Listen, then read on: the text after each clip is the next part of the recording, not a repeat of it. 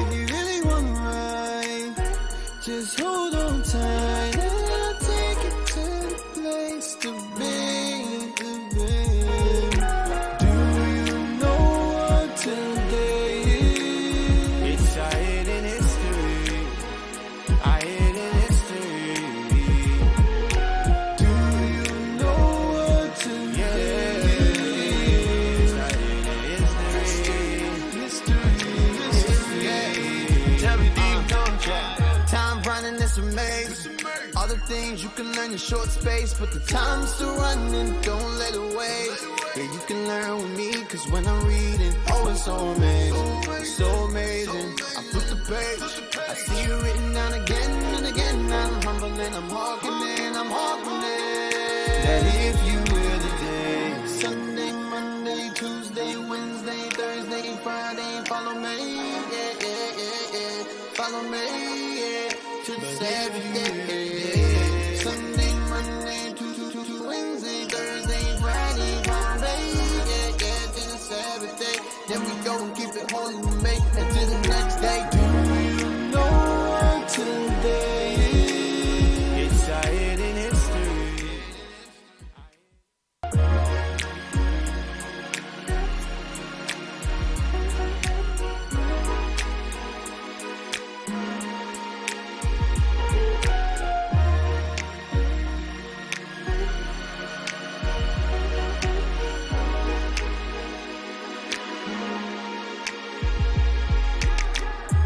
Do you really wanna know? Well, I really wanna know, yeah. Cause there's a place so amazing with all the things I really wanna know, yeah. I've been driving all night, looking for the right turn to make all the change you made. If you really want right, just hold on tight and I'll take you to the place to be.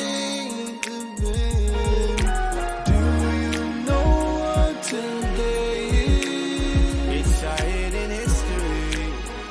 Our hidden history. Do you know what today is? Our hidden history. Time running is a maze. All the things you can learn in short space, but the time's still running, don't let it waste. Yeah, you can learn with me, cause when I'm reading, oh, it's so amazing, so amazing. I flip the page, I see you written down again and again. I'm humble and I'm hawking it, that if you were the day, Sunday, Monday, Tuesday, Wednesday, Thursday, Friday, follow me, follow me, to the Saturday. Sunday, Monday, Tuesday, Wednesday, Thursday, Friday, Friday, to the Saturday. Then we go and keep it holy, we make it to the next day. Do you know what today is? It's our hidden history.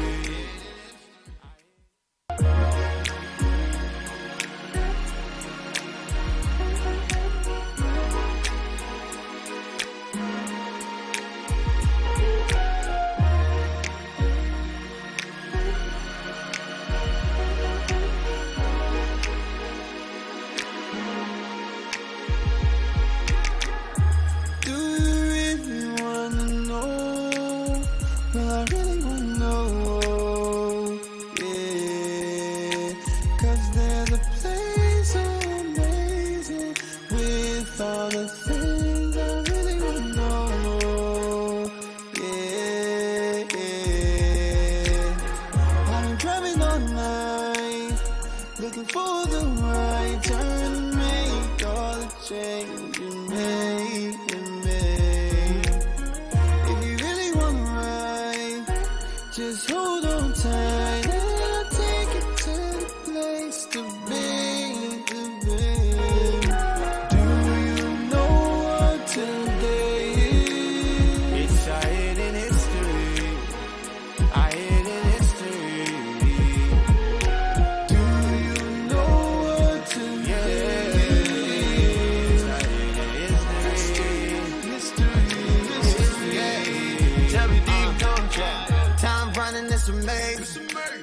things you can learn in short space, but the time's still running, don't let it waste. Yeah, you can learn with me, cause when I'm reading, oh, it's so amazing, so amazing. I flip the page, I see it written down again and again. I'm humble and I'm hawking it, that if you will today, Sunday, Monday, Tuesday, Wednesday, Thursday, Friday, follow me, yeah, follow me, yeah, to the Saturday, Sunday, Monday, Tuesday, Wednesday, Thursday, Friday, follow me, yeah, to the Saturday, then we go and keep it holy, we make it to the next day. Do you know what today is? It's our hidden history.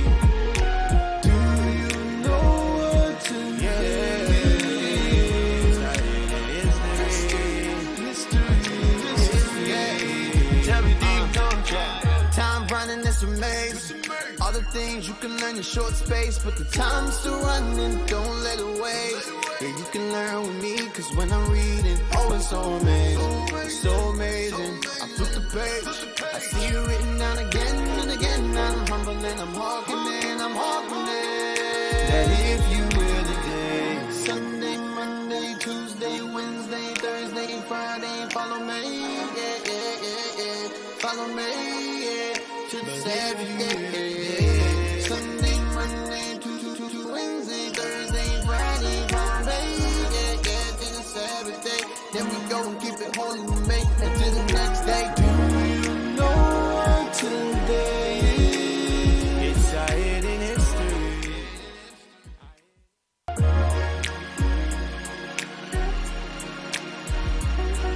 Do you know what today is?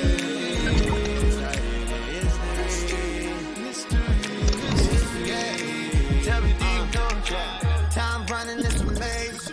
All the things you can learn in short space, but the time's still running, don't let it waste. Yeah, you can learn with me, cause when I'm reading, oh, it's so amazing, so amazing. I flip the page, I see it written down again and again. I'm humble and I'm hawking it, that if you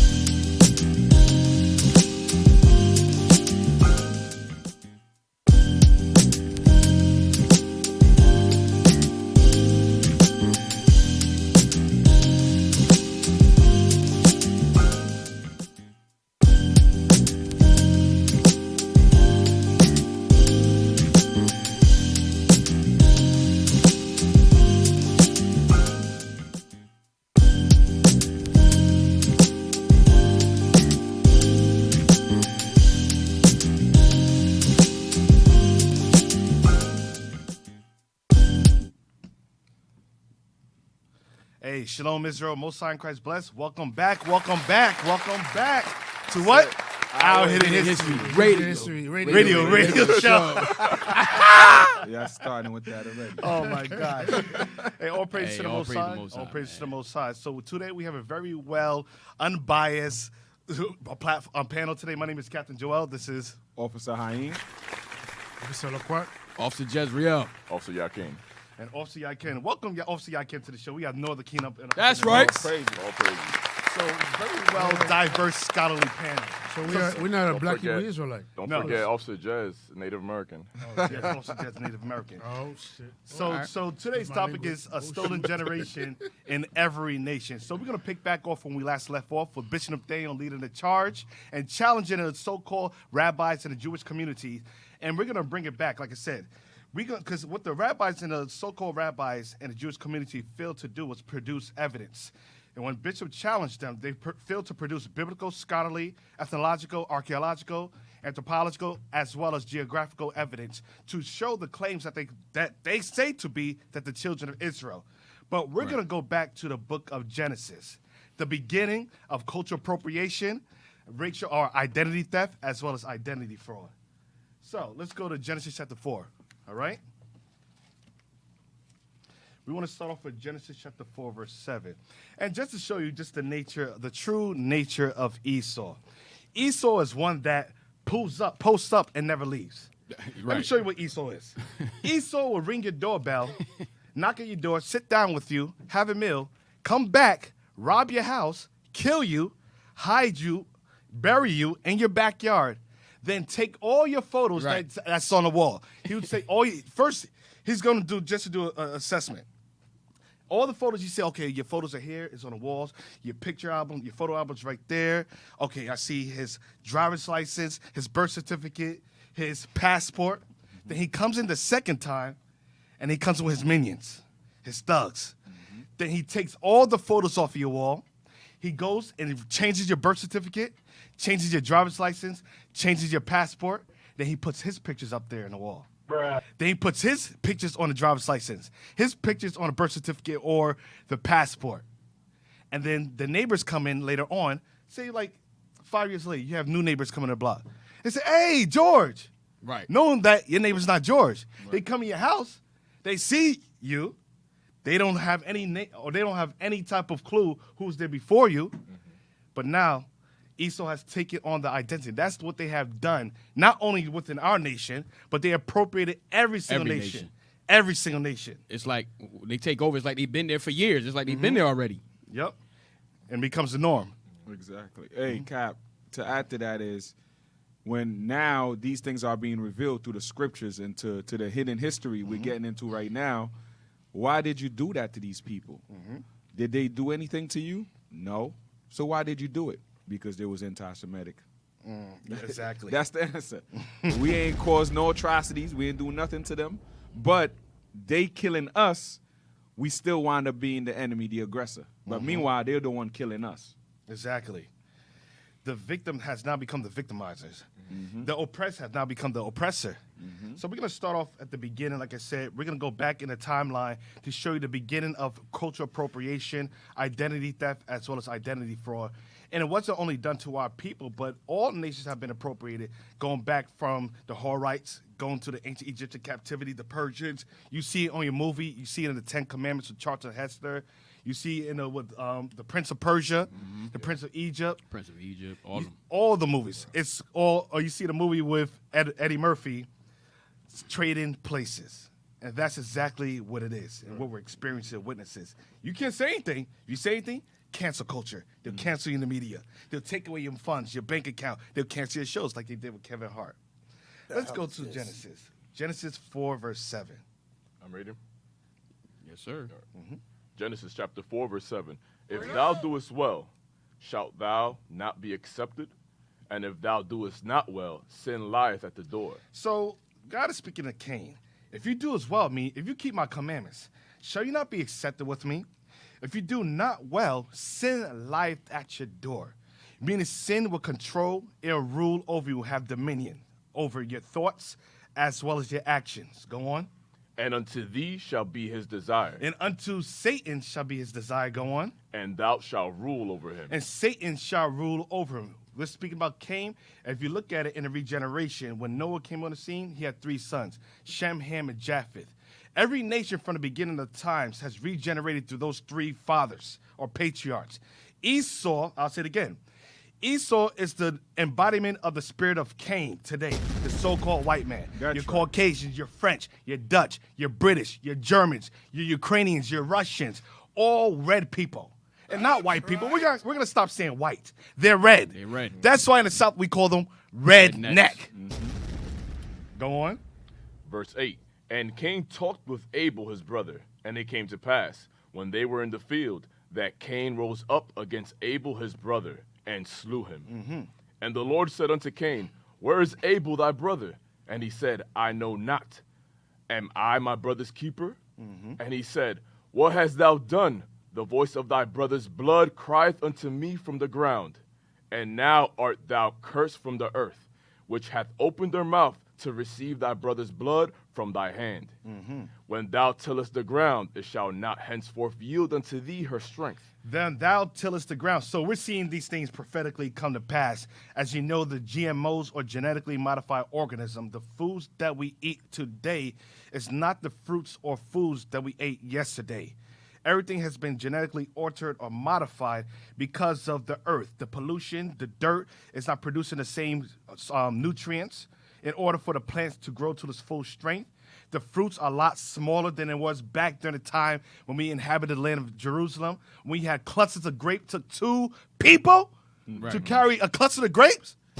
Now we got these grapes looking like real little raisins, shriveled up. Yep. So keep going. A fugitive and a vagabond shalt thou be in the earth. So it says a fugitive and a vagabond. Can we pull up the word fugitive? So a fugitive and a vagabond shall Cain be on the earth. And through Cain's descendants and him being regenerated back into Esau, he should be on this earth. A fugitive. Let's look up that definition. Okay. Fugitive. Blow it up.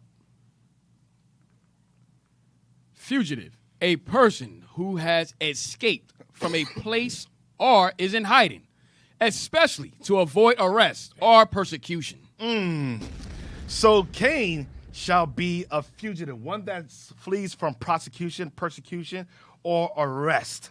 And the reason why they say a fugitive and a vagabond, meaning they have not paid for their crimes ever since from the time of Cain, and Cain regenerated back into the spirit of Esau. They have yet to pay for the crimes for the time period of the Greeks, the Romans. They raped, they robbed, they pillaged, they colonized. They have destabilized governments. They have overthrown bureaucracies. They have, created civil unrest. They have killed presidents, assassin. They have massacred. They have genocide. They have appropriated. They have taken different cultures and identity. They raped, they robbed, and they took the resources, but yet they sit at the height of judgment seat. They are Supreme Court leaders. They get judged. They sit in the UN, the United Nations, the European Union. So how can you prosecute somebody that stands on the top of the world that passed judgment? Right. But yet they can prosecute you, and they can say that, okay, this person in Africa, we're going to prosecute them for wars against humanity, for war crimes. But you yourself have created all the crimes within humanity. Yep. You are the virus of this earth. Generation of crimes. Generations. From Alexander the Greek, it says, and evils were multiplied on earth. Can you get that real quick? And Maccabees. Anything you guys want to say? First Maccabees. Now, hey, we need to have a special music for Cap. He was just going off right there. He stopped. We was like, yo, where to pick up? Hey, you got to have that music ready. We need something fresh for Cap, you know what I mean? Like, Cap was speaking that truth right there. That's the stuff they don't want to hear.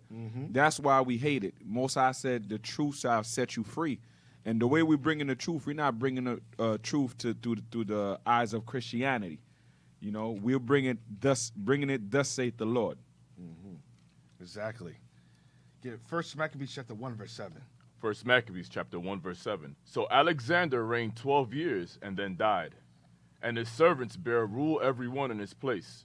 And after his death, they all put crowns upon themselves. So did their sons after them many years, and evils were multiplied in the earth. You see that when a Greek came up in power and rulership, they say that in school, you're taught that Greek is the beginning of civilization. Civilization.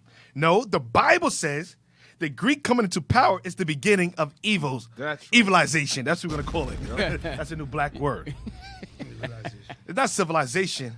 Evilization. I like that. I like that. The beginning of evil and wickedness. Because every nation was wicked. Like, everybody has some extent of wickedness, like I said, and going into idolatry. And they have, like I said, war crimes against the Israelites. But Esau has took it to the threshold to the point that nobody has ever seen on the earth. They said, whoa, what kind of person is this? We thought we were bad. But when Esau came on the earth, this was a race of people that has never been seen since the beginning of time. Now let's go back to Genesis, a fugitive and vagabond. Genesis chapter 4, verse 12. When thou tillest the ground, it shall not henceforth yield unto thee her strength. A fugitive and a vagabond shalt thou be in the earth. So, fugitive, one that has not paid for their crimes, and a vagabond. You could put up that definition? Vagabond, a person who wanders from place to place without a home or job. A person that wanders from place to place without a home or job. That's what we call Esau a bum. A bum. They pull up and they never leave. That's what they do. They just pull up. We're talking about we in there. And we in there. That's what they do. They say, yo, where you come from? All right, we in there. Pull up. They don't even make Post daily up. burgers. They don't even make daily burgers. They don't even make burgers. They take your burgers. When they pull up with violence. Yeah, They don't pull up exactly. peacefully. Exactly. So a vagabond, meaning a person that wanders from place to place. Esau, the so-called white man, doesn't have a homeland. From the beginning, and we're going to show you that, they has always stolen or acquired it through violence. We got Micah 2. Oh, yeah, go ahead. Bring it up. Let's bring that Micah 2, verse 2. Micah chapter 2, verse 2, officer. Yes, sir.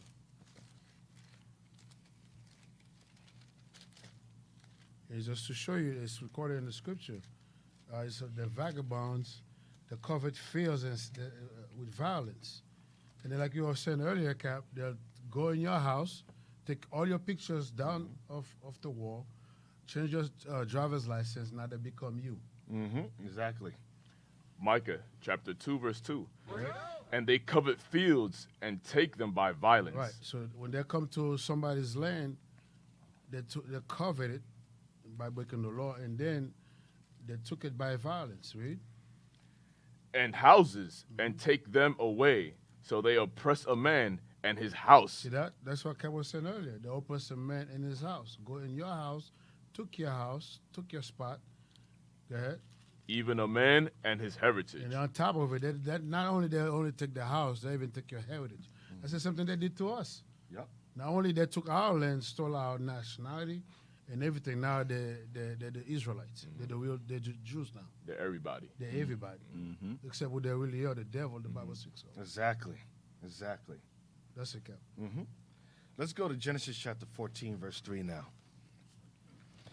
So real quick, Cap, to recap off this Genesis 4, the spiritual aspect of this is that Cain Esau has the spirit of Cain on him today. Yep. That fugitive and that vagabond. So this is what we want to take away from this. Yes, All yes. praises. Yes, sir. So these are the attributes that we're going to see carried throughout all the generations. And why we see, like I said, the argument today is, the people that you see is not who they really are. Exactly. We look behind closed doors and go back into the records, the archaeology, you go, back into the anthropology, ethologically, you see that those people look different from what they're pushing in the media. Right. The media has the power and ability to portray or change everybody's perception of what really is. Right. And that's the danger. That's what they have done. But like I said, and the beautiful thing is we have books that document all these things because they believe that people, they have, like in America, for example, they dumb us down. They present us with entertainment, distractions, social media, TikTok, Instagram, while the Chinese, the Japanese, and all these other nations are thriving educationally. But with us, we fail to research, and that's why it's easy to dupe us and just give us a false narrative. It's easy. But when you begin to read, really study, and go into the books, you say, wait a minute, that's not exactly the story that's being read. And it's their scholars are the ones that's speaking to each other about the real history. But they never really counted on us waking up and reading and writing and acquiring these books that we have today. Right. So the same fugitive and vagabond hid their identity through their education and their forced education. Yep, exactly. That's what a vagabond is. The vagabond hides. Yep. Yep, exactly. Genesis 14:3? Yes. Genesis chapter 14, verse 3. All these were joined together in the vale of Siddim, which is the salt sea. 12 years they served Kedorlaomer.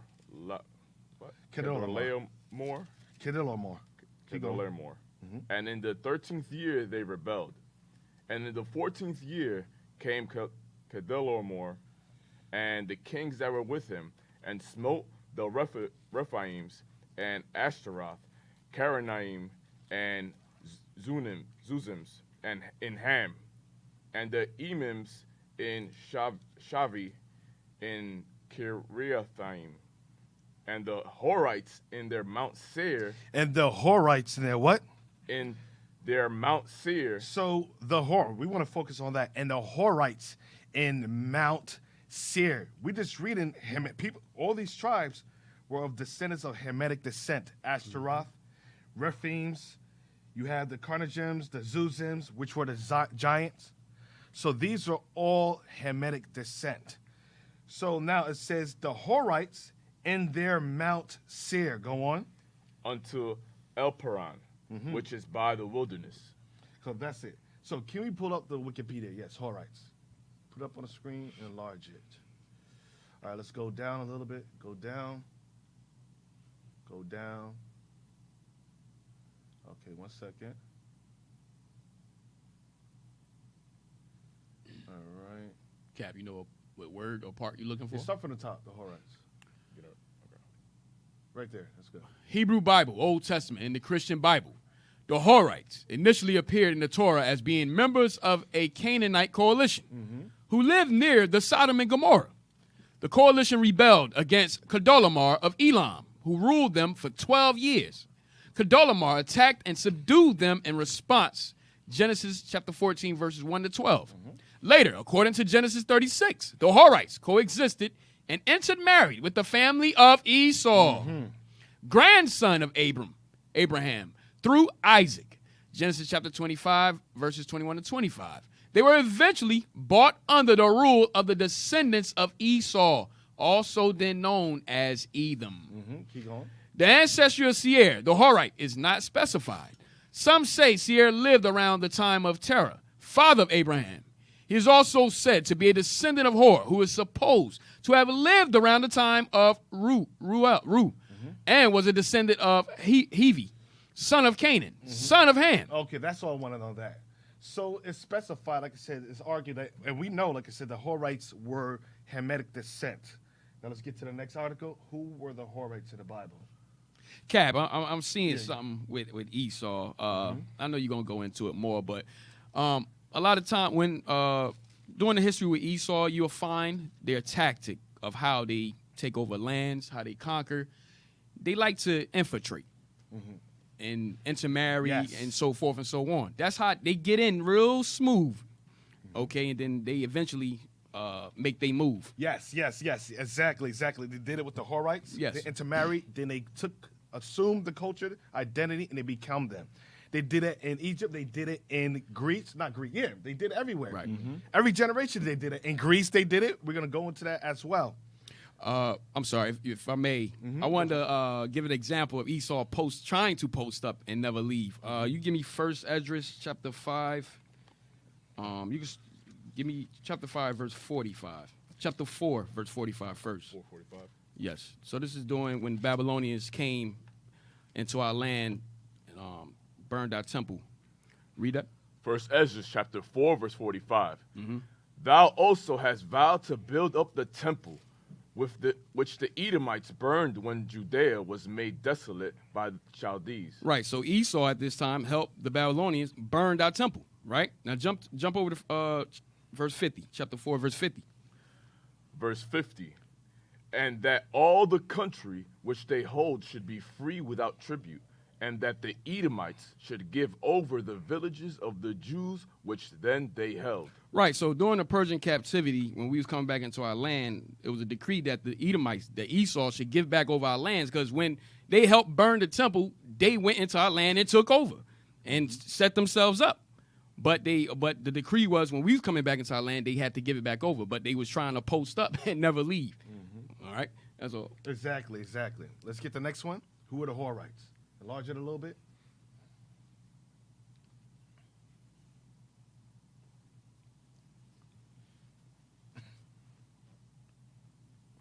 All right. No, come on. All right. The Horites were an ancient people group who had some dealings with Abraham's family and the Edomites. The little we know of the Horites comes completely from Scripture. The Horites are first mentioned in Genesis chapter 14, verse 6. They were defeated by the alliance of kings that also defeated the kings of Sodom and Gomorrah and took Lot and his family captive.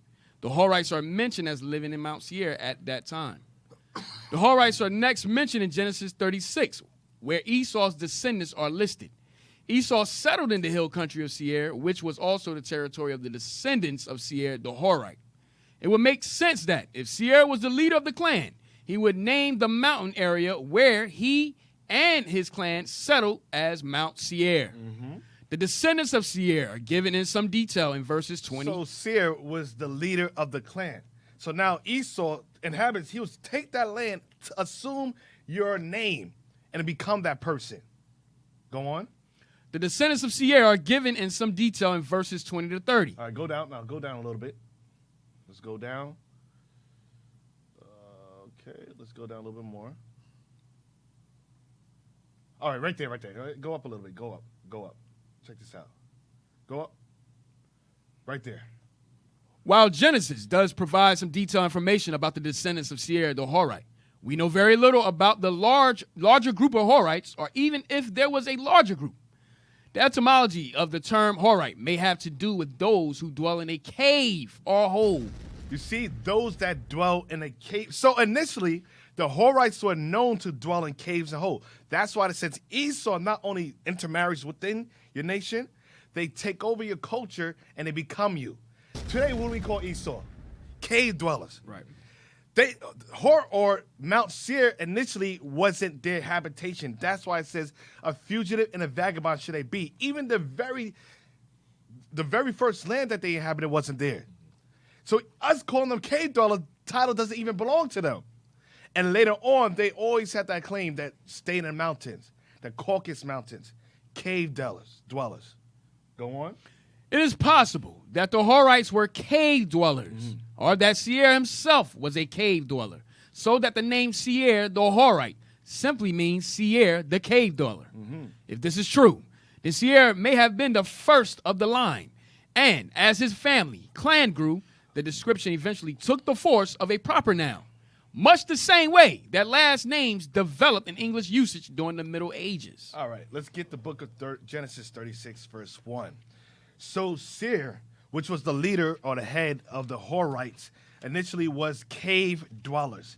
They lived in the mountainous caves, as you're going to see. Can we get a photo of it to see Mount Seir? No, actually, we're going to get there in a second. Let's go through a couple scriptures. Genesis chapter 36, verse 1. Now these are the generations of Esau, who is Edom. So Esau is the forefather of the Edomites. Esau, meaning Edom, meaning red. Esau, meaning waster away is he. So all the descendants that came from Esau today, so-called Caucasian, you're British, you're French, you're Dutch, you're Americans, you're Russians, you're Ukrainians, you're Uzbekistanians. All those countries are descendants of Esau. Now, let's jump down to verse 8. Verse 8. Thus dwelt Esau in Mount Seir. Esau is Edom. Thus dwelt Esau in Mount Seir. Esau is Edom. I'll say it again. Esau dwelt in Mount Seir. Esau is Edom. But we just read earlier in Genesis 14 that Seir, the leader of the clan, dwelt in Mount Seir. They were the original cave dwellers until Esau later on married within their culture and assumed their identity as well as took their habitation. Right. And it's now, today, we know them as Caucasians, meaning cave dwellers living in between Russia, Georgia, and the Caucasus Mountains. That's where the Caucasian comes from. Now let's go to Deuteronomy chapter 2, verse 12. And also, Cap, that's the reason why the Messiah gave us a law not to marry them. Exactly. And we did marry them Right. under John High Crane. And so what happened? Got overthrown. Got overthrown. The scripture says, never trust your enemy. And time after time after time, that's why they said, things written aforetime were written for our learning, that we through patience and comfort of scriptures might have hope. If our ancestors knew the nature and the characteristic of Esau and how they assumed everybody's identity, they would never have married in or allowed Herod, or Antipater, right? Antipater Herod. Yes, sir. Marry into the Hyrcanus family. And assume, and that's the beginning of us taking and appropriating our culture and committed identity fraud and becoming us. Because we never followed the blueprint and kept them separate from us. God says don't do it. And that's how they became us. And to make things worse, John Hyrcanus actually forced converted them. Mm-hmm. So we gave them, and then you go later on, and then you go up into the timeline, and then we taught them in the Khazars. Yeah. So we gave them it. We gave our culture over to them. Damn. So Deuteronomy chapter 2, verse 12. Deuteronomy chapter 2, verse 12.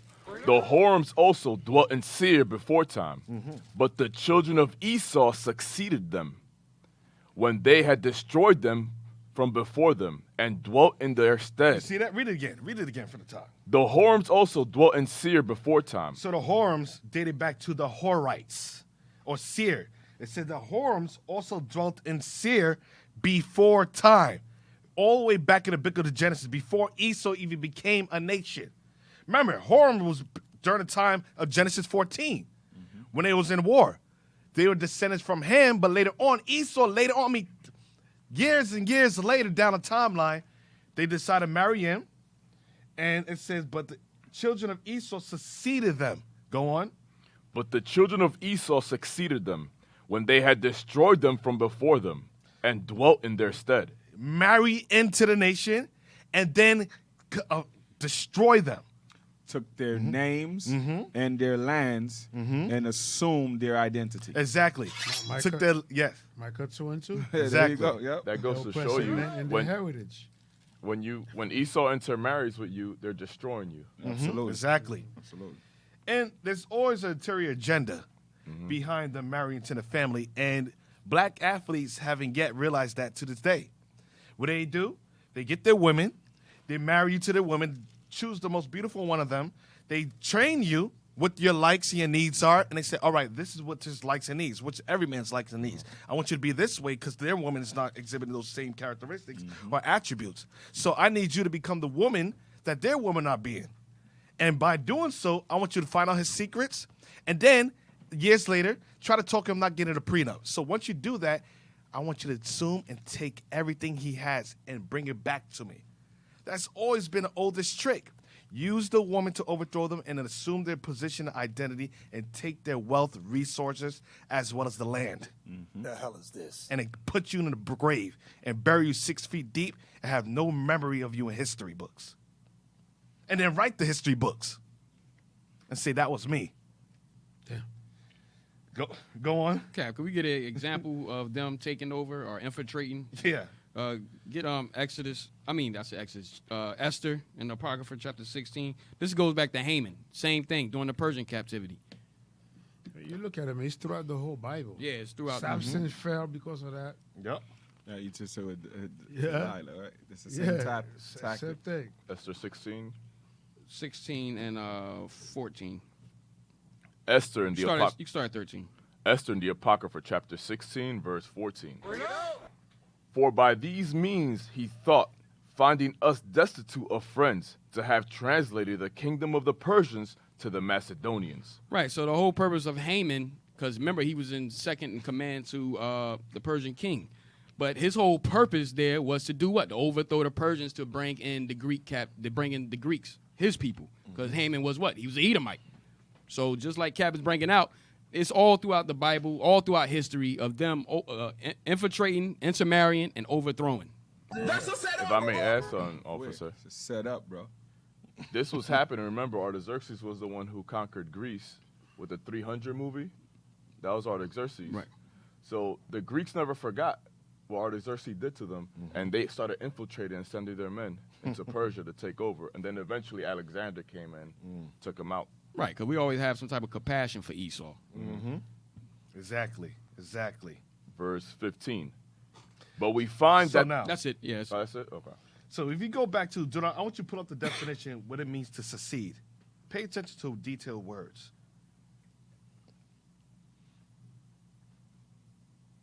You got it? To secede someone.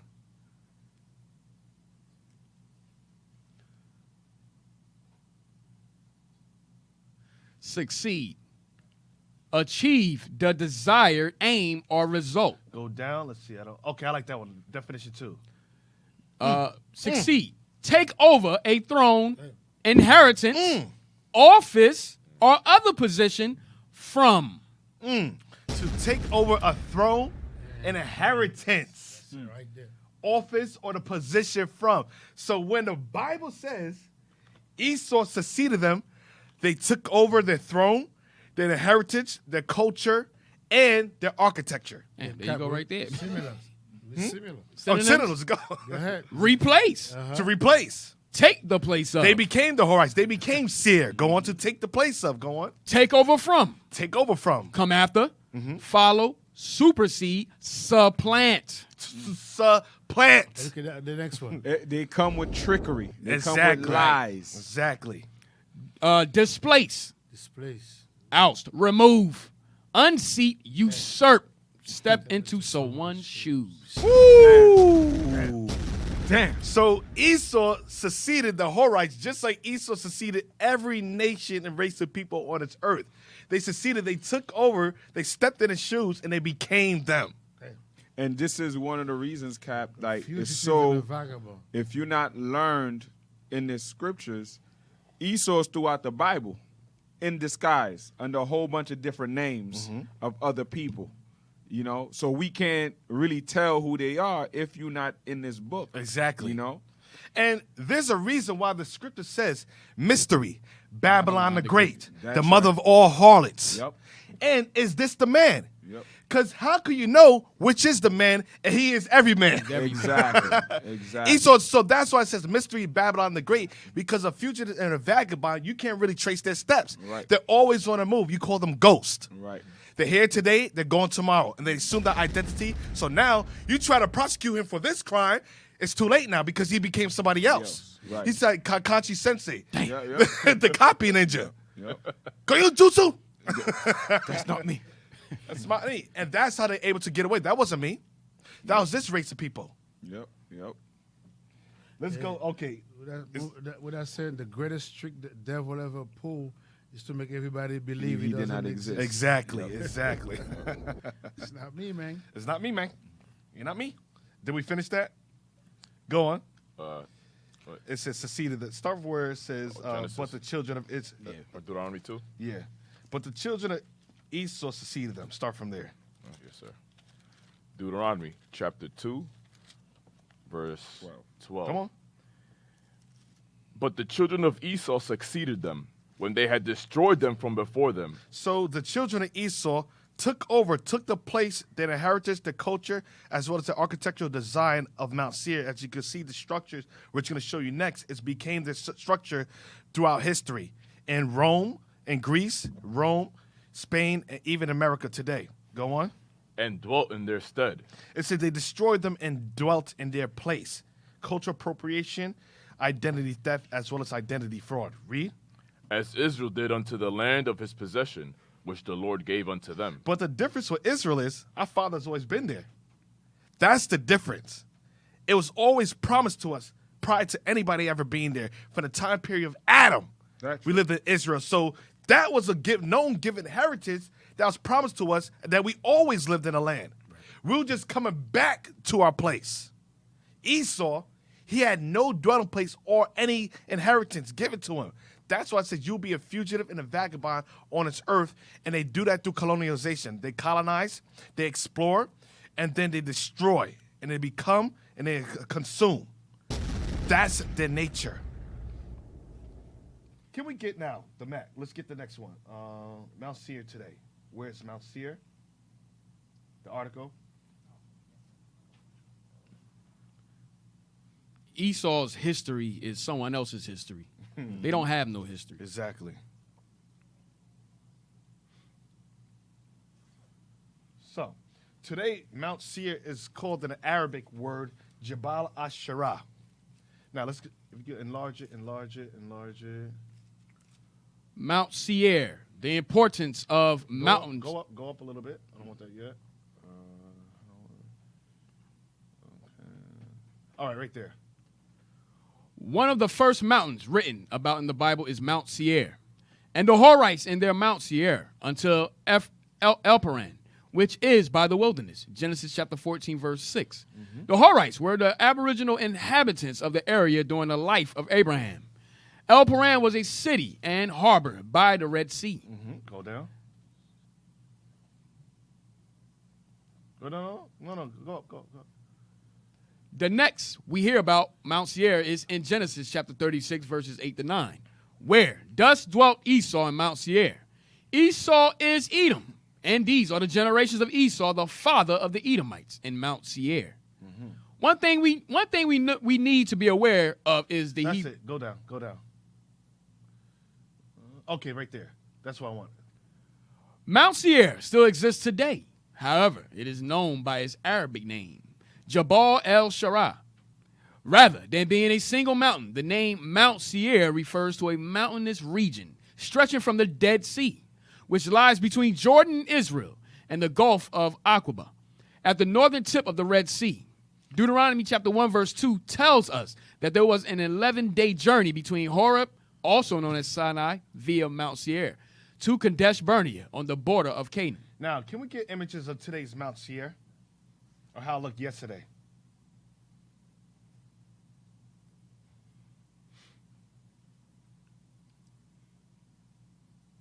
Okay, put that on the screen. Can you enlarge it? Yep, so the people can see it.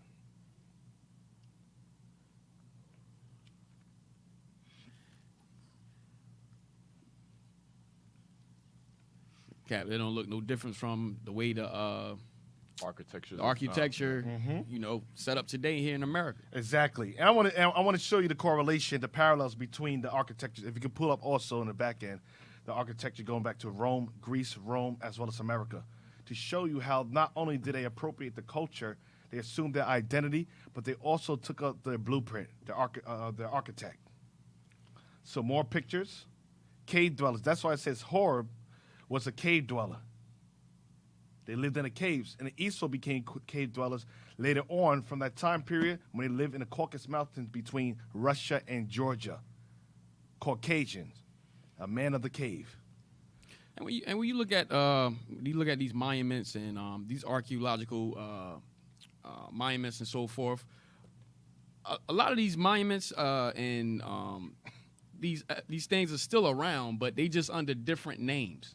Exactly. So don't think that it's gone and disappeared. Nah, they just changed the name. Exactly. To confuse the people. Confuse the people. Mm-hmm. Now, can we get some to the... Petra, yeah. right? Huh? Petra, yeah. Petra. Yep, Petra. So that's why a lot of people think that the Edomites are no more in existence because of the Arabs took over. That's why it's called Jabal Asherah. The Arabs took over. They conquered it. They became them. So that's why it says Esau no longer in existence, and they was destroyed during the Babylonian period, or Obadiah, they say, because of the prophecy, which is not true. That's what I say. People says that's not Esau. Esau's not the white man. The reason why you can't trace them, because they're fugitive and a vagabond. That's right. On the run. They're always on the run. You can't chase somebody that's always on the run. And that's why there's so much confusion. You have Israelites within the community is always arguing, oh, the white man's not Esau. The white Esau is Japheth. Esau is the Arabs. Why do you think? Because they're a fugitive and a vagabond. They're ghosts. You can't catch them. You can't find who they are. That's why it's called Mystery Babylon the Great. It's a mystery to who he is. Now, can you show me some architecture of Greece, Rome, as well as America?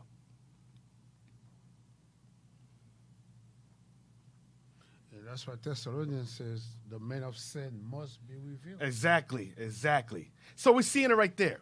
You have in a picture Mount Seir, which originally was inhabited by Horam, or Seir, the father of Mount or that region. You have Greece, Rome, Spain, what is that? Germany, Great Britain, United States of America. Hey, Cap. So even though Esau, they always on the run. They 10 steps ahead. They ghost. They always leave a little trickle behind of who they are, though, with the architecture. Yep. So just look at the evidence and trace their steps back to the beginning. That's what you got to do. So just follow the crumbs. Yes, sir. And that's the 7 heads right there. You look at it. 1, 2, 3, 4, 5, 6, 7. Yeah. Greece, Rome, Spain, France, Russia, Germany, and Great Britain. You see? Damn. The 7 good, excellent observation. Right. So, All praise. all praise to the Most High. Exactly. So, if you want to find out who he truly is, you got to trace the steps backwards. You got to look at the crumbs. Look at the evidence that they left, because they always leave evidence, but it's not as clear in detail. You got to look at it, trace it back with a refined glass, a magnifying glass, and you got to take your times and go back. And we're going to trace the steps. Now, can you give me the next article? Let's go to Genesis chapter 36, verse 8. We're going to do a little bit of reading. Genesis chapter 36, verse 8. Thus dwelt Esau in Mount Seir. Esau is Edom. And these are the generations of Esau. So we show that. So we went to Deuteronomy 12. Why? To show you that Esau succeeded Horites, the Horites. And they became them. They appropriated the culture. They assumed their identity. And they committed identity fraud. And they inhabit the land. That's why it says, read it again. And these are the generations of Esau, the father of the Edomites, in Mount Seir. In Mount Seir. Now we have a little bit clearer picture of the full story. Go on. These are the names of Esau's sons: Eliphaz, the son of Adah, and the wife of Esau; Reuel, the son of Bashemath, the wife of Esau.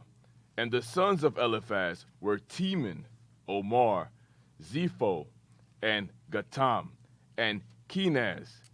And Timnah was concubine to Eliphaz, Esau's son, and she bare to Eliphaz Amalek. These were the sons of Adah, Esau's and she bare wife. to the sons Amalek. And like I said, we want to focus on Amalek. We focus on Amalek for a while. If you look at the previous Out Hidden Histories, as well as, like I said, we open up the show showing you Bishop Daniel led the charge and challenging a lot of these Jewish rabbis, as well as the so-called Jewish community, and to show forth proof or evidence, biblical evidence. Show us your biblical evidence if you are the people that you say to be. Show us your archaeological evidence that you live in those regions. Show us the wall relics. Show us the wall mosaics. Show us the pictures in the catacombs. Show us anthropological evidence. Show us ethnological evidence. Show us archaeological, geographical evidence. Show forth your proof.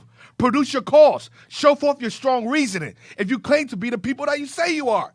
But we could go to the Bible. We could go to the books. We could go to the records, the scholarly records. We could go into the archaeologically. We could go into the wall mosaics. We can go back to ancient Egypt. We could go back to Greece, Rome. We can go back to the Persian captivity. We can go back to Spain. We can go back to the Middle Ages, the Dark Ages. Right. We can go back and take it all the way today to show you who we are. But they can't show you anything. What do they tell you? They say that I am Yehudi. We are the true Israelites. That's all they got to say. They said, oh, it just lost in the thin air. Nobody knows. We don't have to show you who you are. Look at our power. We own the media. We own the banks. We own the TVs. We own the radio Bring stations. it out, Cap. We own everything. So who are you to argue? You're a nigga. You're 3/5 of a man. That's right. You're a slave. That's right. You're nobody. That's right. You're always made to be nobody. So who are you to challenge us, the ruling power? We control your finances. We control your job. Bring it out. But no, we can show the proof. And that day and age is done. That, like Bishop said, we have no more fear because we have faith. That's right. Now, let's All continue. praises. Good job, IT. We need another truth music though. That's, you know what I mean? Yeah, a little You know more what I mean? dramatic. Damn, a little bit more dramatic Dramatic, there. man. Thank you, IT. I appreciate you. But that's That was almost- that's a step up. Hey, That's they a gave- step. They gave Captain the Twilight Zone. You know what I mean? But that's the fact. That's Cap. That's why we're hated. These things are not supposed to come out to the eyes of the public or the ears of the public, because this knowledge is what's gonna make us rise to be that nation. We're lost. We keep befriending the enemy.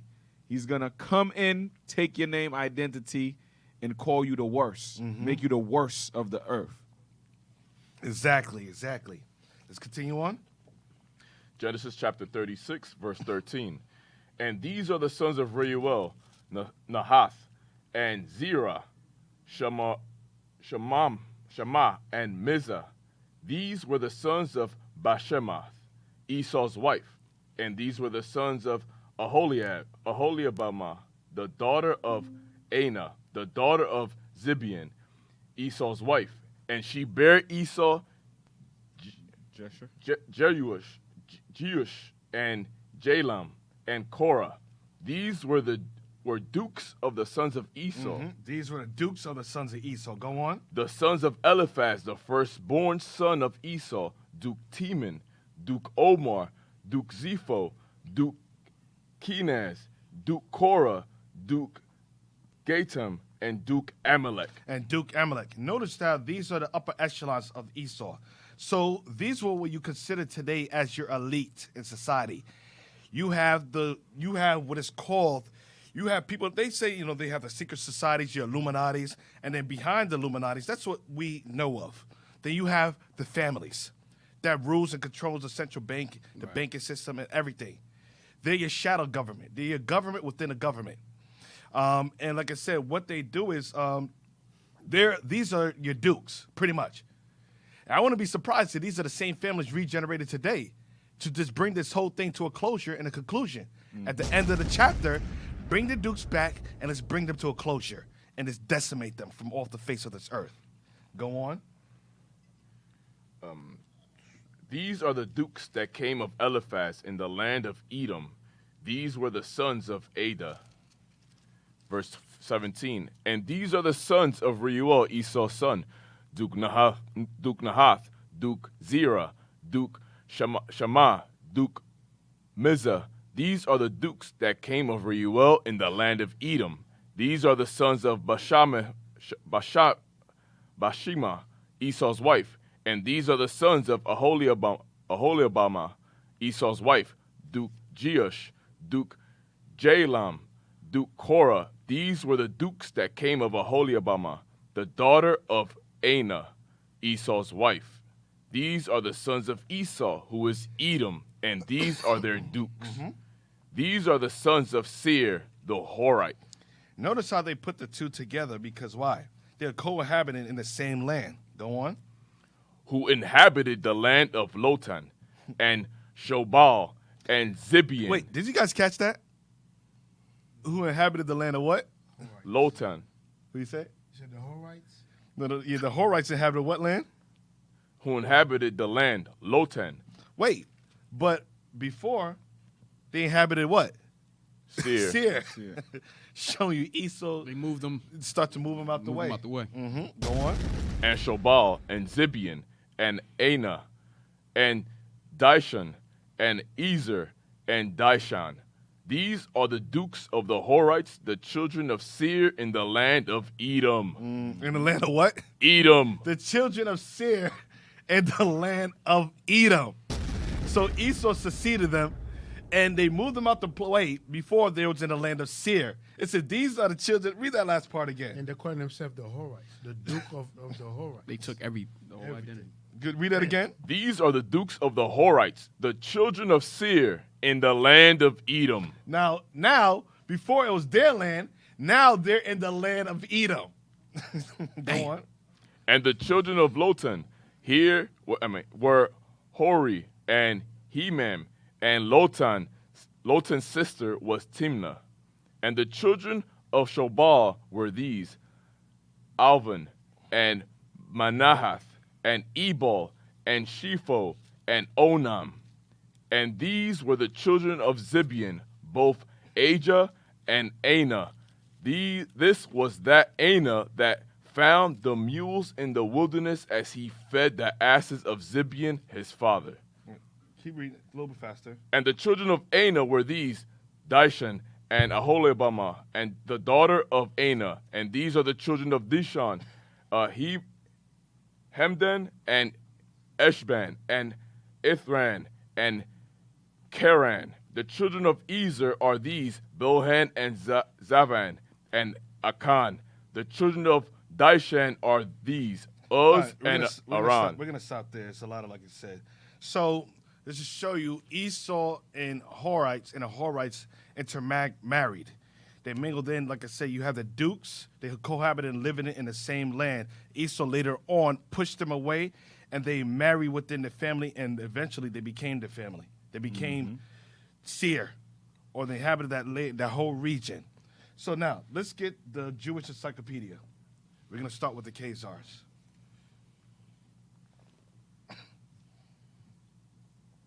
Blow it up, blow it up. Yeah. It's small, so blow it up. Come on, come on. Hey, What's going on, man? I ain't real hit no quick. bums yet, man. What's up? What's going on, bro? Listen, Buzz if this truth, Yeah, if this truth wasn't coming out, you know, in abundance, all praises to the Most High for our leadership in IUIC. In another year or so, red would have been the new black. Yep. You know what I mean? Red would have been the new black. Everything would have been changed in the Bible, red. Judah is red onto the ground. You know what I'm saying? That's what you would have. I'm red and comely. Red and comely. Damn. Hey, the way the school system going, don't be surprised about 20 years down the line, Esau become Malcolm X. Esau become Martin Luther King. Esau, because this is their nature. This is the nature of the beast. Correct. Hey, and I agree with you on that because Esau became Shakespeare. They became Yes. King Arthur. Yes, Beethoven. yes, sir. Beethoven, Right. Mozart, the Knights of the Realms. They became became our fathers. King James. King James. Yep. Exactly. So you're right about that. If not you give it far-fetched. enough time, because remember, they say they're the fathers of rock and roll. They stole it for Chuck Berry. Yes. You have Wolf. All of those, all of the musicians. Rock and roll came from us. Damn, Cat. Now that you're on that point, I forgot the brother. There was a before Elvis Presley stole the way he Mo. the way he moved and sang and all that. He They got don't it from like a brother. That was I know you're talking- no. Then he meet. That was on Coming to America, right? I think he met Loving James you. Brown. Was it? No. There's a brother that he got his whole rhetoric, how he all that. He got it from a brother. To be loved. Yeah, to be all that. loved. That's Oh, why, that's why they ain't like to Elvis be when he loved. first came out, because they say, yo, you're a nigga lover. Oh, Because wow. you're moving like them and you're He got it from a- moving and dancing like them. Hey, if y'all can find that, not now, but if y'all can find that, the brother that Elvis Presley stole his whole gimmick. Persona and all that. Yeah. But all right, you want to start, Cap? Yep. Khazars, a people of Turkish origin whose life and history are interwoven with the very beginnings of the history of the Jews of Russia. The kingdom of the Khazars was firmly established in most of South Russia, long before the foundation of the Russian monarchy by the Varangians. 855. Jews have lived on the shores of the Black and Caspian Sea since the first centuries of the Common Era. Historical evidence points to the region of the Ural as the home of the Khazars. Among the classical writers of the Middle Ages, they were known as the Khazars, Khazarins. Why did you go out? What are you doing? Just go back, leave it. Come on, leave it. Akhazirs and Akhatars, and in the Russian chronicles as Kawalizes and Ugri. All right. Now we're gonna go down to the part with the highlighted section. So we just want to introduce you to the Khazars, or the Khazarians Empire. You have today. You might hear us speak in our conversation and say to the Khazar Jews. I mean, there's always Khazarians, meaning they came from Cajun Bull and King. If you know the history, go back to our previous episodes. I forgot what it's called. The Israeli and the Nominals, I believe. Yes, sir. So you can go back to our previous episodes to get the history on that. So we're not going to dwell too much on that. I just want to touch this particular point. All right. That's good. That's good. Taking a keen interest in everything relating to the kingdom of the Khazars, Hasdai begs the king to communicate to him a detailed account of the geography of his country, of its internal constitution, of the customs and occupations of its inhabitants, and especially of the history of his ancestry and of the state. In this letter, Hasdai speaks of the tradition according to which the Khazars once dwelt near the Seir mountains. Which the Khazars dwelt in the Seir mountains. Let's get a picture of the Khazars that dwelt in the Seir mountains. So what we read earlier are the same people that call themselves Jews, Ashkenazi Jews. They call them Hasidic Jews. They call them Sephardic Jews. They're all the same people. You have the Russian Jews. You have the German Jews. You have the Ukrainian Jews. Everybody that lived within the Eastern European area came from Khazaria. And after a while, you just forgot about them. You know why you forgot about them? Because they assumed the identity of other nations. Right. Yep. They even changed their names when they moved Yes, to the country. they changed the name. The Khazars, we're going to go into that. The Khazars took on Spanish names. And they start speaking the language. They went to Spain, and they became your Spanish monarch. They became your explorers. They became your Christopher Columbus, your Diego Velazquez. That's who your Khazars are. So the point I want to bring out of that is that their history goes back, and it was confirmed all the way to Mount Seir, showing that they're not Jews. They have no cultural or racial ties to the Israelites. They've always been Esau, Edom, those descendants. Now I have pictures. Pick my images. Okay, you can take that, whatever. Just get the images I sent you. Thank you. Thank you. Right there. Yep. Got it? So that's what, like I said, our hidden history, which was initially created so to spread a light or shed a light on information that's not being brought in its school system. Because I used to be an educator. Look at them. These are your Khazarians, your Khazars, your Esau, Edom, which used to dwell in Mount Seir, and they decided to take root and inhabit the Caucasus Mountains between Russia and Georgia because it made them feel like at home when they first assumed they inhabited their first occupation of being a fugitive and vagabond after they left Jacob's quarters. So this is your Eastern European Jews, your Russians, your Germans. Right. Anything else I have? Cap, these bastards looks like the same one that we see today. Yeah. Like, there's no difference in facial features. No. And how they dress. It's the same damn bastards. It says they claim that their heritage goes all the way back to Mount Seir in the first habitation. They don't say Jerusalem, Right. or Israel. Right. There's no conversations or talk about that. And like I said, go back to Israeli and Israel and the nominals. There's many scholarly documentation showing that all scholars came to the same conclusion that they have no cultural ties to the Israelites, none. Right. Remember, Arthur Koestler in the 13th tribe was Exactly. saying the same thing. Yeah, and they know that. The problem is they don't want you to know that. They understand the power because me and Officer Jets was having a conversation earlier in terms of how great of a people black people are, in terms of the intellect that we possess is almost godlike level. To the point, Jets, you wanted to speak about the one brother and what he was able to do? Yes. So, like Kat was just saying, we spoke about how our mental capacity, even in slavery, excelled Esau's mental capacity. Hey, bring up the brother Thomas Fuller. Just type his name in, Thomas Fuller. It'll come up. Thomas Fuller. So Thomas. God's top G's. Threw me off. Yeah, that was going on. Thomas Fuller he was a slave in Virginia. He was from Benin. Okay, Benin is over by Nigeria, over in Guinea. Is it Levi, right? He might, he might have been a Levite. But Count, let the fish You trying to let's? I'm on my best throw us behavior. out. Oh, man. Trying to throw me off. Woosah. Trying to get Nope, started. I'm not gonna let you bring me back. Yes, sir. All prison. Thomas Fuller, you got it? Huh? All right, bring it up. Come on. Show you this brother's mental capacity that Esau couldn't even fathom his mental capacity of a genius he was. All right, watch this. Thomas Fuller, mental calculator. He was called a mental calculator. Says Thomas Fuller, let me get down to the point, also known as Negro Tom and the Virginia calculator, was an enslaved African renowned for his mathematical abilities. All right, go down. Watch this. It says, when Fuller was about 70 years old, William Hartshorne and Samuel Coates of Pennsylvania were in Alexandria, and having heard of Fuller's powers, sent for him. Fuller's what? Powers. Top G's, top gods. Go on. Sent for him. They asked him 2 questions, which satisfied their curiosity.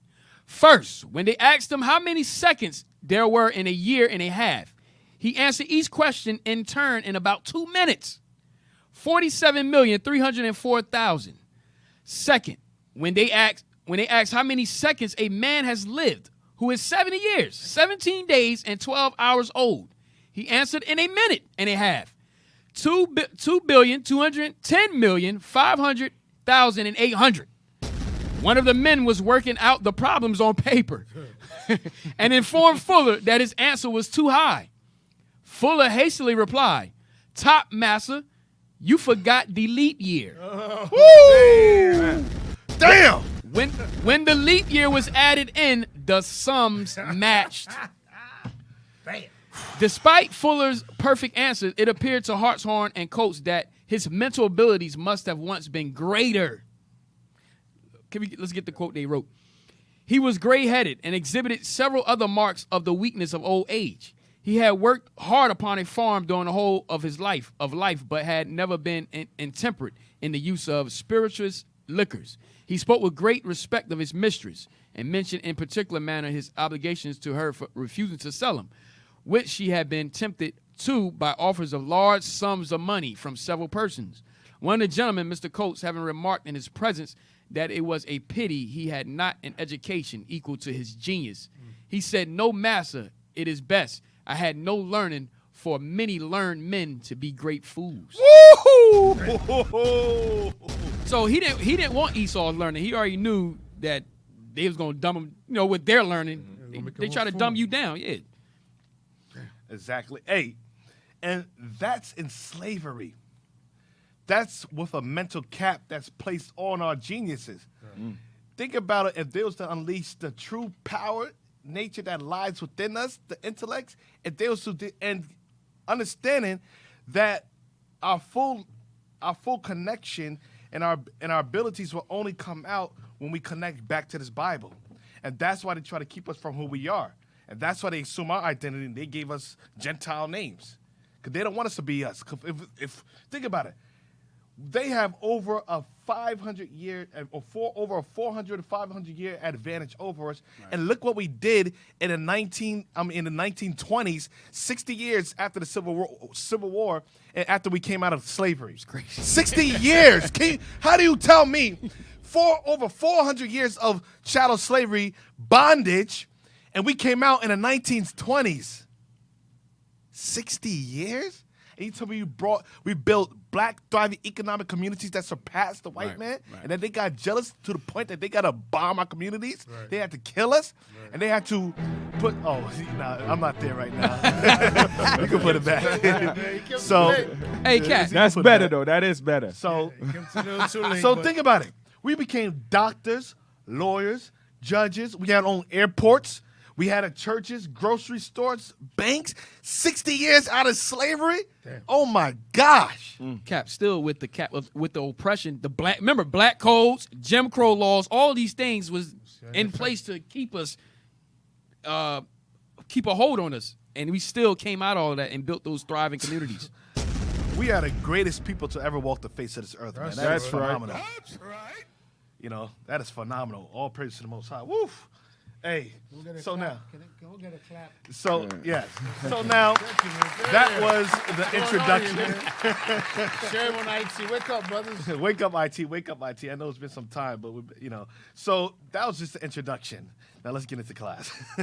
So let's go. We're gonna keep pull up the article of. You doing a bishop y'all or something? 1 hour introduction. I didn't even get on my topic yet. Let's take the break right now. Let's take a break right now. All right. Then we're Oh, gonna switch praises. over. So let's take a break and we're gonna come back, Israel, and we're gonna go into the second portion. All right, of the class. Oh, praise. All right. Bishop y'all. And it shall come to pass in that day that the Lord shall set his hand again, the second time, to recover the remnant of his people. It's you who don't know. It's you Afro-Syrians who don't know your history. And going to the other side of India, you see the Dalits as well as the Siddhis. Same thing on the Eastern Hemisphere. Mass incarceration, police brutality, lynchings, convict leasings. You brothers and sisters in South Sudan, your heritage goes far deeper than where you live. You are the children of God. Ein Herz, das arge Ränke. Was sind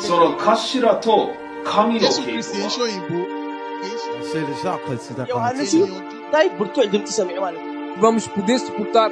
Les Français. Laat je niet misleiden door filosofie van.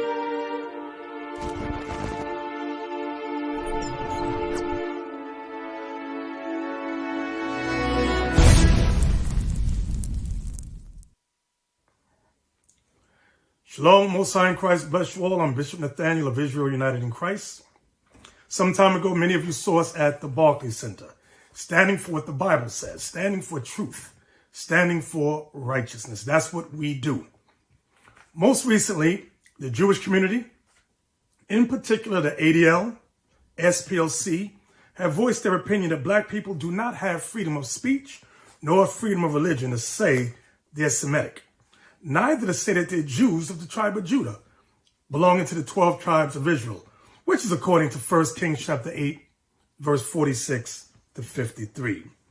And unless we apologize and submit ourselves to these people's will, we have no place in society. Brothers and sisters, this is nothing but disguised racism from the 1400s, 1500s, 1600s, 1700s, 1800s. This it got to stop. They follow the legacy of director J. Edgar Hoover, who said the worst thing to the United States of America is Negro unity. I think that's exactly how he said it. Black unity is a fear to the Jewish community. I wonder why. Black unity is a fear to white society. I wonder why. Is it white guilt? I don't know. But we can delve into the Bible and possibly we can all find out together. J. Edgar Hoover established COINTELPRO. He forbid the rise of a black messiah. He forbid any type of black community. Y'all saw what happened to Black Wall Street when we got together. They bombed us. And this is why I understand why many of you black men and black women don't stand up for one another. A lot of you are afraid. You are scared. But this group right here, we ain't afraid of nothing, all right? I want y'all to understand that. All the great black leaders that have risen up, J. Edgar Hoover had a hand in their demise. From Marcus Garvey, Malcolm X, Martin Luther King.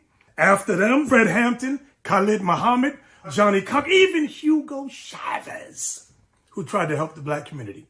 Always somebody was exiled or assassinated. None of y'all see nothing wrong with that? Y'all keep playing these people's game. Israel United in Christ is a Bible-based organization that teaches that blacks, Latinos, and Native American Indians are part of the true 12 tribes of Israel. When you read Deuteronomy 28, verse 15 through 68, we change lives, brothers and sisters, transforming boys into men, into husbands, girls into women, into wives, into mothers. That's what we do. Family is the core of any strong people. Like Marcus Garvey said, up, you mighty race, up, you mighty race. God's commandments is the backbone of our holy people. That keeps us organized, that keeps us strong, that keeps us focused. Today they talk like what I'm talking, hate speech. Sure, you can rap and jigaboo around the stage and talk about drugs, murder, child molestation even. That's fine. But the second you talk about black unity, black family, black love, hate speech, anti-Semitic. None of y'all see this. I know I'm expecting too much from you athletes, too much from you actors. Really shouldn't expect too much from you at all. But the average black man, the average brothers and sisters like myself, it's time for you and I to organize, get ourselves together, repent of our sins, and do according to the word of God as the Israelites. To say that we are the Israelites today or read a quote from the Bible that was written over 2,000 years ago, they call it anti-Semitism. Christianity is not a threat to society. Islam is not a threat to society. But to say that you're an Israelite, to wake up to your true identity, that's a threat. Whoa, whoa, whoa. And everybody plays victim. While we were at the Barclays Center, a so-called Jewish girl walked up. Do you want to hurt Jewish people? Are you kidding me? Do you go to acting school to make believe that you're always a victim of something? We're marching. We're walking. You run to us and ask us, do we want to hurt you, and start crying? Are you kidding me? This BS, this malarkey has to stop. Always playing the victim. I'm a victim, but I run society. Stop it. Foolishness, total foolishness, all right? Brothers, sisters, we must unite as a people. We must come together as the 12 tribes of Israel. When you read Zephaniah chapter 2, verse 1, and it reads, gather yourselves together. Yea, gather together, O nation not desired. See, you've never seen that. You've never seen black people organized like you've seen us. But understand this, you are that nation that no one desires. They want to use you. They want to marginalize you. They want to abuse you. They want you to entertain them. But the second you talk about coming together with each other in love, according to the word of God, like 2 John verse 6 says, this is love, that we keep the commandments. Threat. That's anti-Semitic. That's hate speech. Hate speech. That's what they do. Now I've sat back and I've watched the ADL. I've watched the SPLC castrate black men in the entertainment world, in the entertainment industry. Now, whether you're an actor, whether you're a musician, athlete, comedian, whatever, okay, they watch you destroy one another. And you sit back and let it happen. This is a new day, brothers and sisters. This is a new day. The Israelites of Israel United in Christ, we stand for the word of God. So if something is voiced, said, or done based on the biblical text, and your evil Jewish organization or whatever organization you got that's evil try to humiliate black people and Latino people, you will see us. You will see us. And trust me, you have not seen our full strength yet. These evil groups have lied on us, slandered us, said that we have murdered people in New Jersey. And I got video of the FBI and NYPD saying, we know that those weren't Israelites. But what do Jewish organizations do? When they tweet, lie, lie, lie. The same lies from the 1400s, the same lies from the 1500s, 1600s, 1700s, 1800s, same lies. It's the same lies. Brothers, sisters, they despise black people. Understand that. Oh, did I mention that Jesus Christ, a Jew of the tribe of Judah, of Hebrews 7:14, is a black man? When you read Revelation chapter 1, verse 14 and 15. Oh, did I mention that the angels are black, according to Ezekiel chapter 1, verse 13? Did I mention that the Jews are black, according to Jeremiah chapter 14, verse 2, King James Version? Did I mention any of that? Oh, and if you got questions, brothers and sisters, if any of you got questions, call us. My contact number's on the screen. Just call us. Stop reaching out to Christians who don't know the Bible. Stop reaching out to Muslims who don't know the Bible. They don't know what the Israelites teach unless they study us. But you're always going to third-party places. Let's have a question about the Israel. Oh, I know. There's a Muslim over there. Let's ask him. Oh, look. There's a pathetic Christian over there.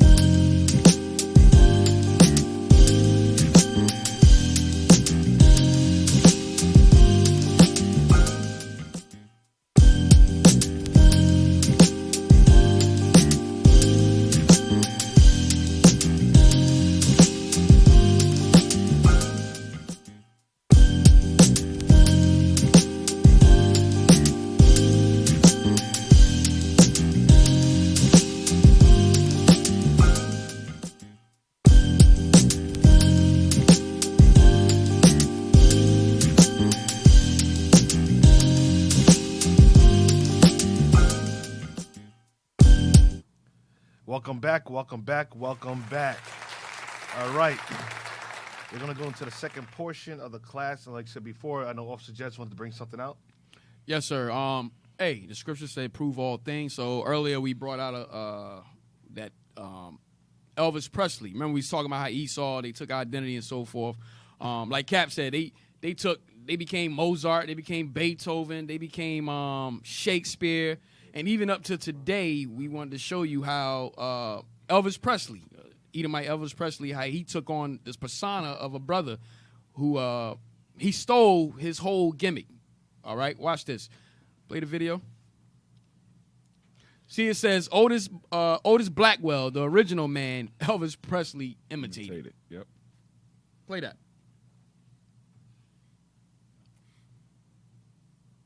They would play the song through, yeah. And, well, they showed him the song, and Elvis, they would play the song through, yeah. And then he recorded the tune, I suppose. Now, we were talking about this afternoon. Is it true that when he heard you performing the material, that he would imitate your style when he recorded the song? Well, they did come out very close to the demos that we did.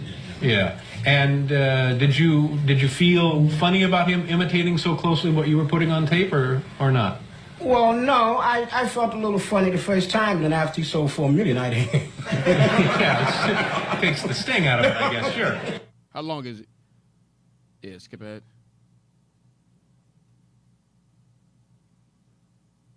And if you can't come around, at least these telephone, don't be cruel. Hey, pause it. Hey, you see how he's singing? Yeah, that's swag. Wow. Swag, the whole yeah. That was the swag. Hey, shout out to Brooklyn, New York, man. That brother's from Brooklyn, New York, bro. Hell yeah. Yes, okay. But to show you, Elvis Presley stole this man's whole swag, man. So what people is raving about with Elvis Presley, oh my God. No, that came from a black man. Proving what Captain been bringing out from the beginning of the show, that Esau is going to come through and take everything you got and assume and get in your steed. Right. That's it.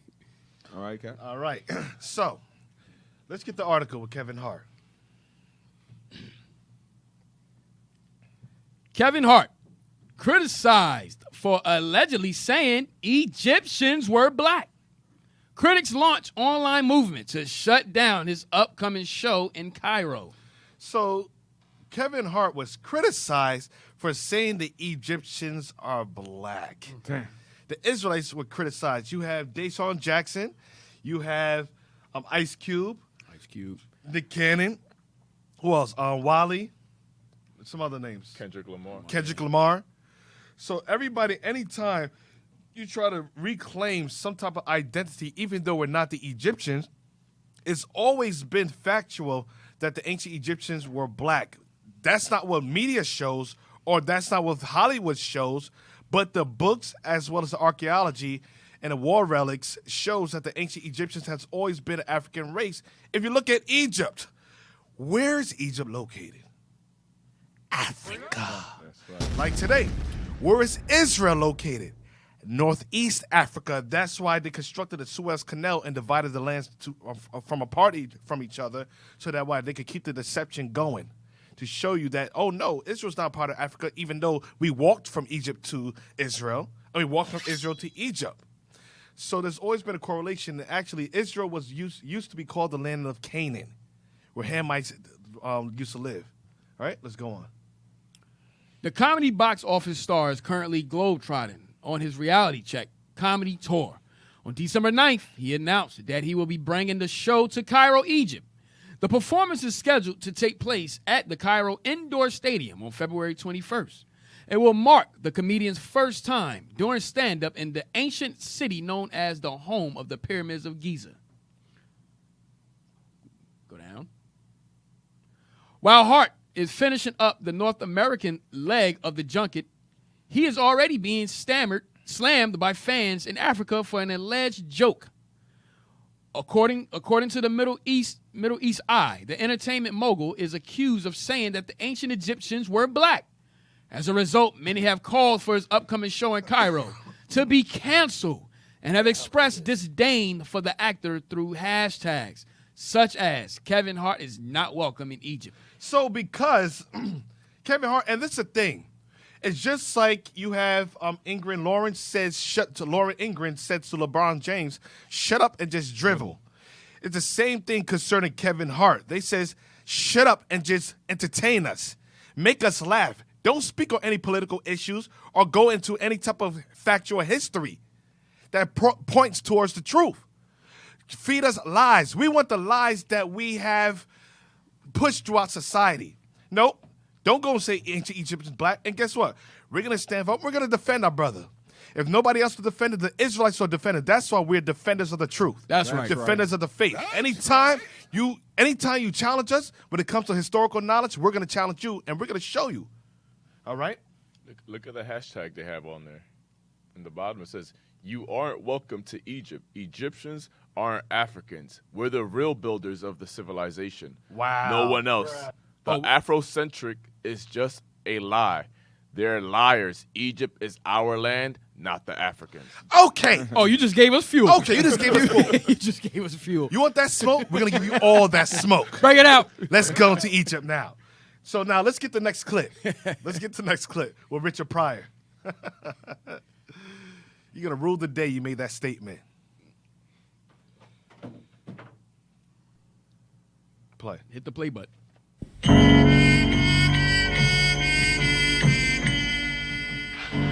Professor! I got it open!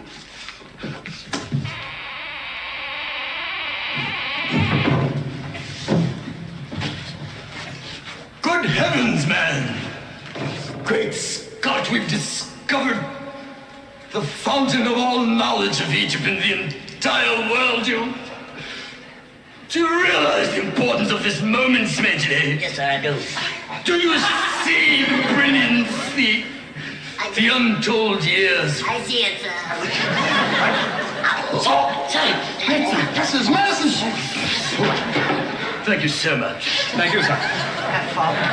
You slave. Look, what is this? See. Says, cannot. This is the elixir of life, sir. The elixir of life? The cure for all diseases. Wait, see here. Wait, give it to me. Inscription on the bottom. Give it to me. Give it. Open at other end. Lumix.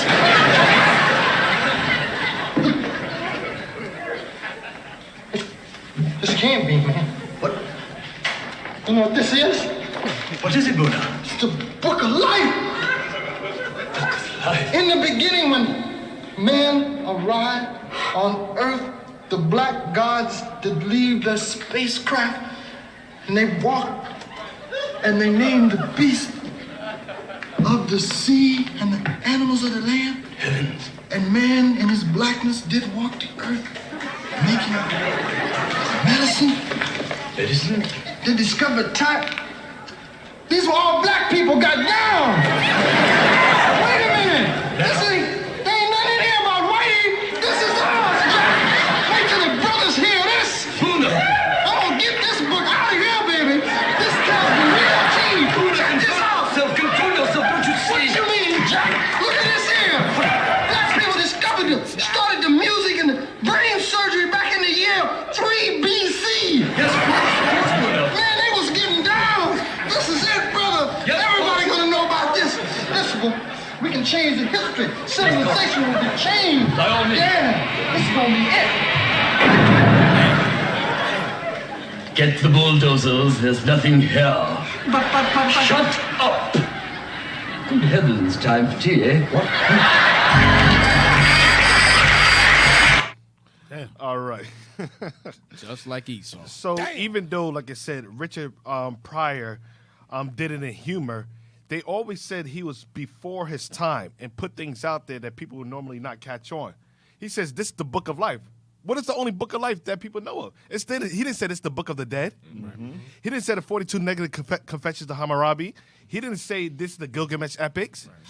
There's only one book that's known as the book of life, and that's the Bible. And it says in the beginning. What book says in the beginning? The Bible. He says the black gods. And it says, let us make man in our image. That's what it's going to. So he was trying to hip us or trying to educate us in a sense of humor because you can't do it otherwise. We don't have a voice in this country. So he tried to sneak it through on the tip so that people want to really catch on. But those that are awakened, they'll be able to see spiritually what he's talking about. That's why we're able to play this clip today. So now one thing you're going to notice about ancient Egypt is we're not going to go too in depth in terms of the dates. And the reason, can you get me the next book? Now let's go into our books. Champion of the Faith. If you try to figure out the chronology of ancient Egypt from its ascent to its descent, it's almost impossible. So this is Champion of the Faith.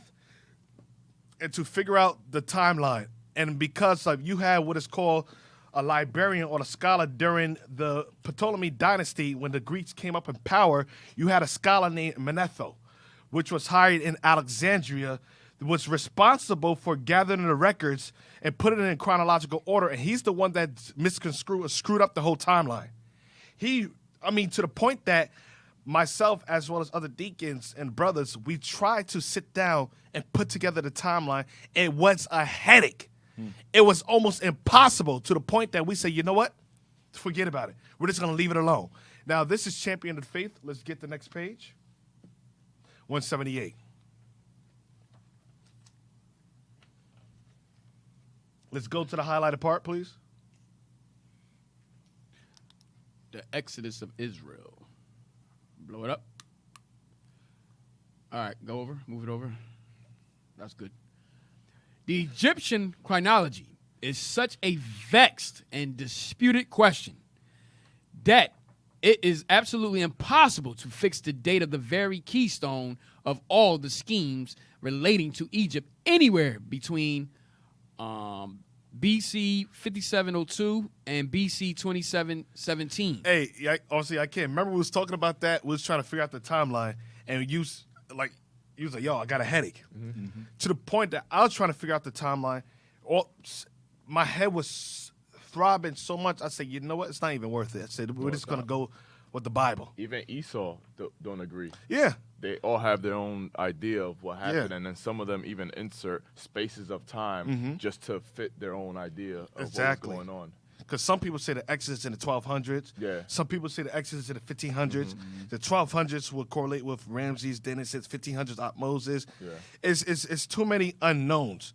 So that's showing even the scholars are vexed. It says in discomforted question that it's absolutely impossible to fix the date of the very keystone. Now let's read on.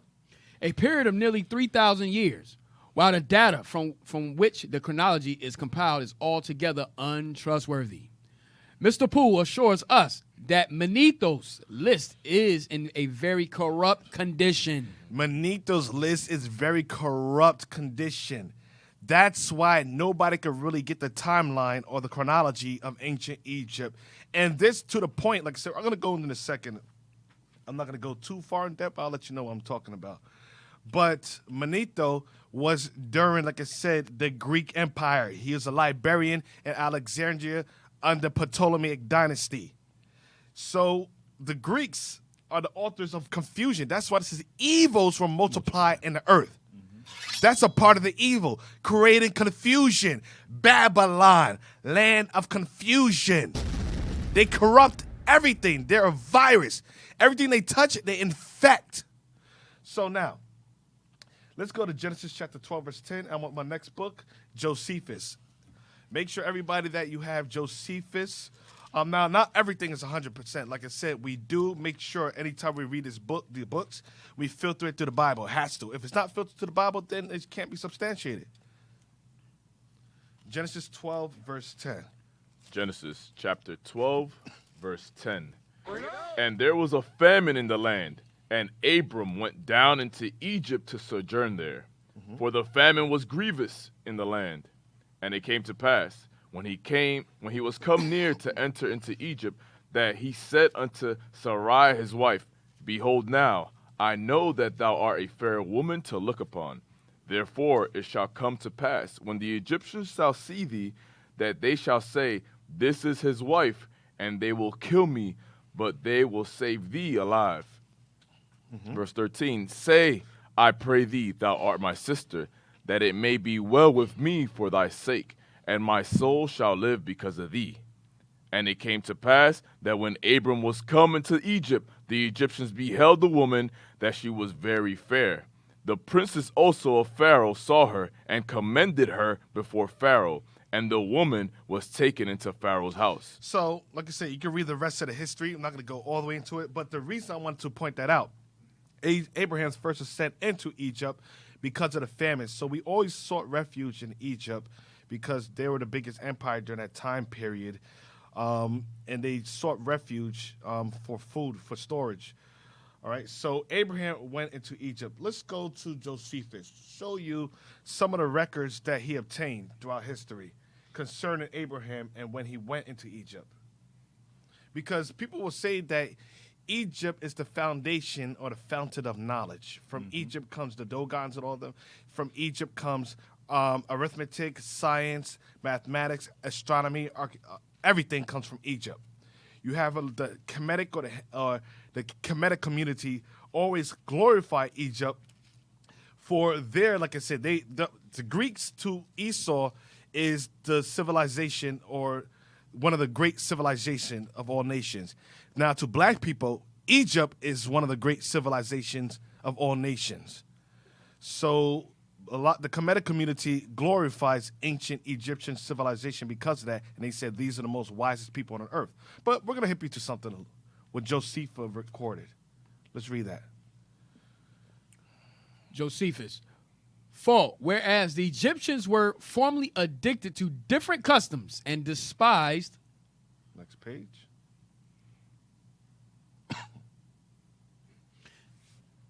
And despised one another's sacred and accustomed rites, and were very angry one with another on that account. Abram conferred with each of them, and confuting the reasonings, they made use of everyone for their own practices, demonstrated that such reasonings were vain and void of truth. So in Abraham's reasoning, he told that your reasoning is vain and void of truth. Why? Just like Solomon, God gave Solomon the wisdom of everything. He made him know the beginning, the middle, and the end of times. The sciences, going into heliology, he's going into botany, the science of plants and astronomy, everything, circulations of time. So just like Solomon, all of our fathers had infinite knowledge that was given to them by the Most High. That's why it says he found out all the way of knowledge and is given it to, give me that real quick, right. In Baruch chapter 3.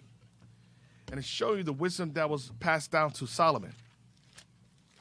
That's why we was able to challenge the other nations. Baruch chapter 3, verse 36. He hath found out all the way of knowledge, and hath given it unto Jacob his servant. So he found out all the ways of knowledge and given it to Jacob his servant. Now, can you get me Wisdom of Solomon 7? So everything concerning creation, everything that goes on in this earth was given to Israel. We knew that the earth was round. We understood astronomy. We understood the circulation of the planets and the stars and everything like that. Let's read that. 16? Yep. Wisdom of Solomon, chapter 7, verse 16. For in his hand are both we and our words, all wisdom also, and knowledge of workmanship. For he hath given me certain knowledge of the things that are, namely, to know how the world was made, and the operation of the elements, the beginning, ending, and midst of times, the alterations of the turning of the sun, and the change of seasons. So he showed them the alteration and the turning of the sun, how the sun circulates around the earth axis and not otherwise. That the earth is the center of the universe. We always knew that and understood that.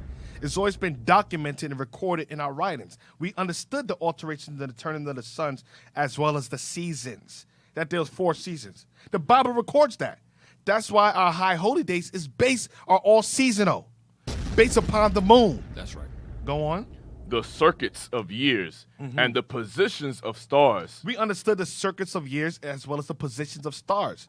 That was well known amongst us. Go on. The natures of living creatures and the furies of wild beasts. We understood the natures of living creatures as well as the furies of wild beasts. Read on. The violence of winds and the reasonings of men.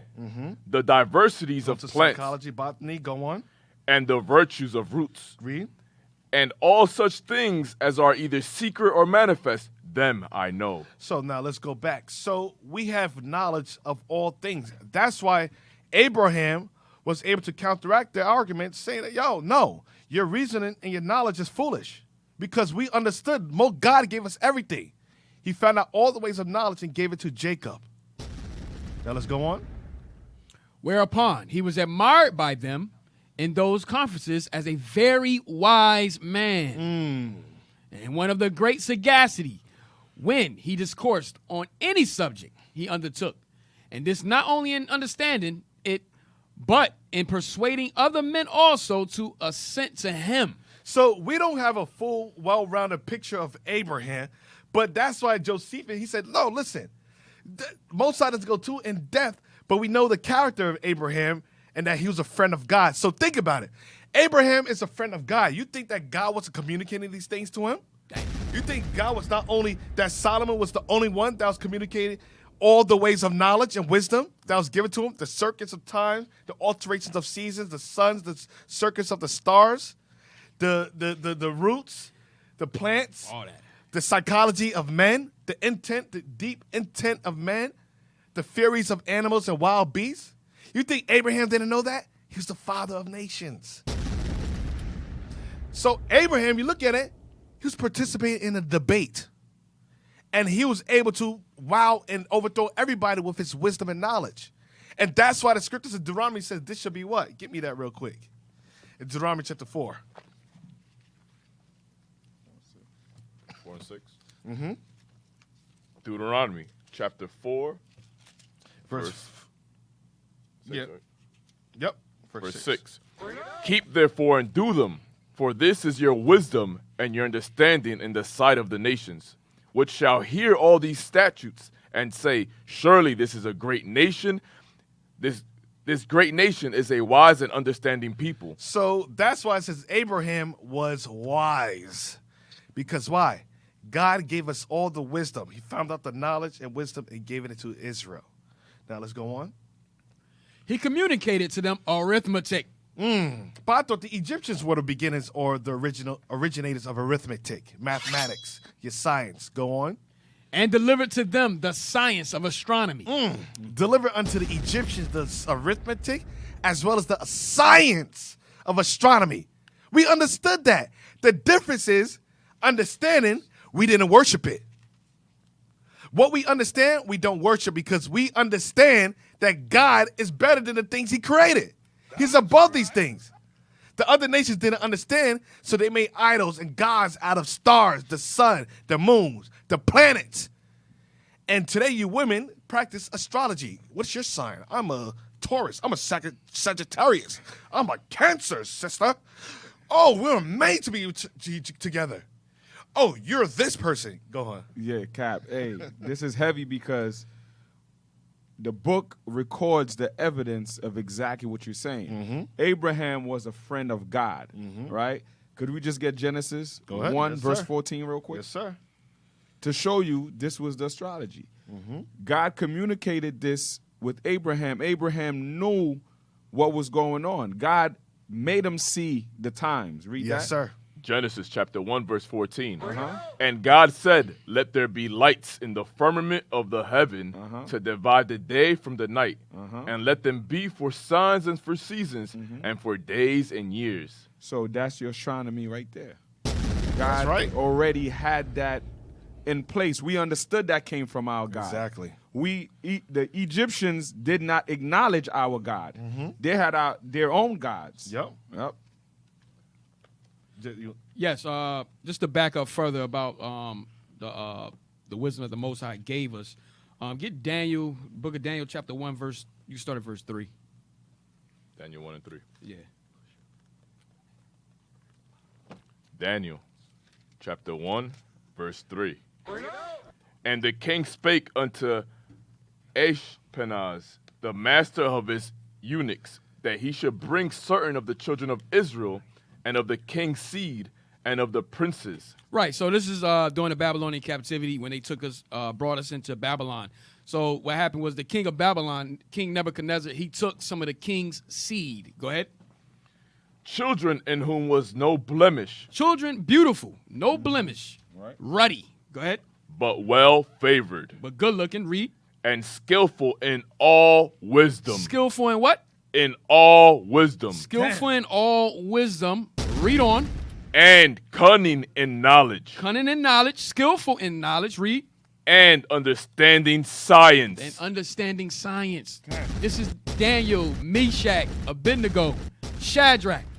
Okay, so letting you know, this knowledge and understanding was passed down to us, man, from our forefathers, because we understood science, we understood all types of knowledge, elements, we understood all these things. All right, read on some more. Go ahead. Yeah. And such as had ability in them to stand in the king's palace. Right, because they understood etiquette, to be around authority. They knew how to carry themselves. Go ahead. And whom they might teach the learning and the tongue of the Chaldeans. Right. So now going back to the book, going back to the book, understanding that our forefathers always had the knowledge of science, understanding science. They always had that. They were always skillful in all manner of wisdom. Why? Because it was passed down from our forefather Abraham, passed down to King Solomon, even before Abraham. We got all that knowledge from the Most High God, man. All right? Exactly. Hey, real quick, I don't want to jump the gun, but we lost that knowledge because when we stopped serving God how he intended us to serve God, he started letting that come to our demise. We were in captivity in those lands. We lost battles. Our heritage was taken from us. Right. You understand? So we forgot that understanding because we were under the hands of these nations that hate us. You know? Right. Exactly. All right, let's go back to the book. Says, he communicated to them arithmetic and delivered to them the science of astronomy. For before Abram came into Egypt, they were unacquainted with those parts of learning. For that science came from the Chaldeans into Egypt, and from thence to the Greeks also. And to the Greeks also. They were the mothers or fathers of civilization. Now, Abraham, was he white, Caucasian? Let's get some of the wall relics with Abraham. So you can find this in the book called The Catacomb. And those of you that don't have it, we should all have it by now. This is the Latina catacombs. They was found. So this is the book called The Unknown Catacomb, for those of you that don't have it. And this is the unique discovery of early Christian art. It says early Christian art. The real ones. The real Christian art. That's right. And the Latina catacombs. So let's go into the book. Let's go into the records and let's see our forefather Abraham and what he looked like. It's our hidden history for a reason. This is hidden for us. It's a mystery. Let's enlarge that. Let's let the people see. So at the top, this is Abraham, and who do you think is at the bottom? Isaac. Him about to sacrifice him. What color is he? Black. What color is Isaac? Black. Let's zoom in a little bit more. Let's go to Isaac. Yep, Abraham. Black. Look at that. Negro. Let's go down. Look at that. Look at that fro. Black. Put that in your pipe and smoke it. Damn. Hey, look at the contrast of the color between the Exactly. garment. It was burned, my brother. No. It wasn't burned. You've been smoking too much crack. That's the problem. You've been burning. It's not burned. You've been burning. That Christianity crack. Yeah, you've been smoking that Christian crack. And it's went seeping down to your brains. It made you stupid. Let's go to the next picture. Let's see. Yeah, look at what they try to do. Yeah, blow it up. You bastard. Who's that? Oh, Abraham. What is he doing? Go to the left now. What is he doing? He's about to sacrifice Isaac. We look at the. Let me see what page that is. Now let's go to Abraham. That's the what? Remember, the angel replaced it. Right. With the ram. With the ram, exactly. Now let's go back to Abraham. You was gonna say something? I said you could see his nose and his lips. Yeah, let's go. Look at it. Come on. Look at that. Look at that, man. Look at him. black nose. Yeah, woolly hair. Look at woolly, the fro. Yeah. black lips. You guys line up and everything. Look, woolly hair. Come on, man. Look at that lineup. Yo, look at that fro. I think it's perfectly picked out, unlike some brothers I know of. I know, right? Fro is discombobulated, out of place, all over the place.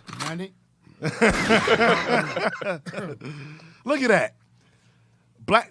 That's a brother right there. So these are mosaics of Abraham that they try to keep hidden from us. So throughout hidden history, we're going to bring out all the records. You can't hide Esau. I love it. All right, now let's go. And also, to our audience, keep in mind, we are re-educating ourselves. Just like Cap said earlier, we're not going to say white anymore. We're going to say red. And it's probably going to take us a little while to come out the black either, because that's, the negative description of the brown people. His Christ's color was as bronze burnt in a furnace, which make him a darker shade of brown. But we've been prone to saying the word black. And when we say black, with all that we've been teaching, we are talking to that dark brown color, all right? So Lord's will, we'll get into the habit of saying that dark brown, but that blackness we talk about is that dark brown. All right, Israel. Look, we got a lot of people on the chat here. Let's get those likes up ASAP, Israel. Let's get the likes up. Okay, we got, 688 people on. Let's get 600. Oh, we went to 692. Let's get those likes up. All right. All right. One click of a button. That's all it takes. There's only 93 likes. Let's go to Psalms 105, verse 17.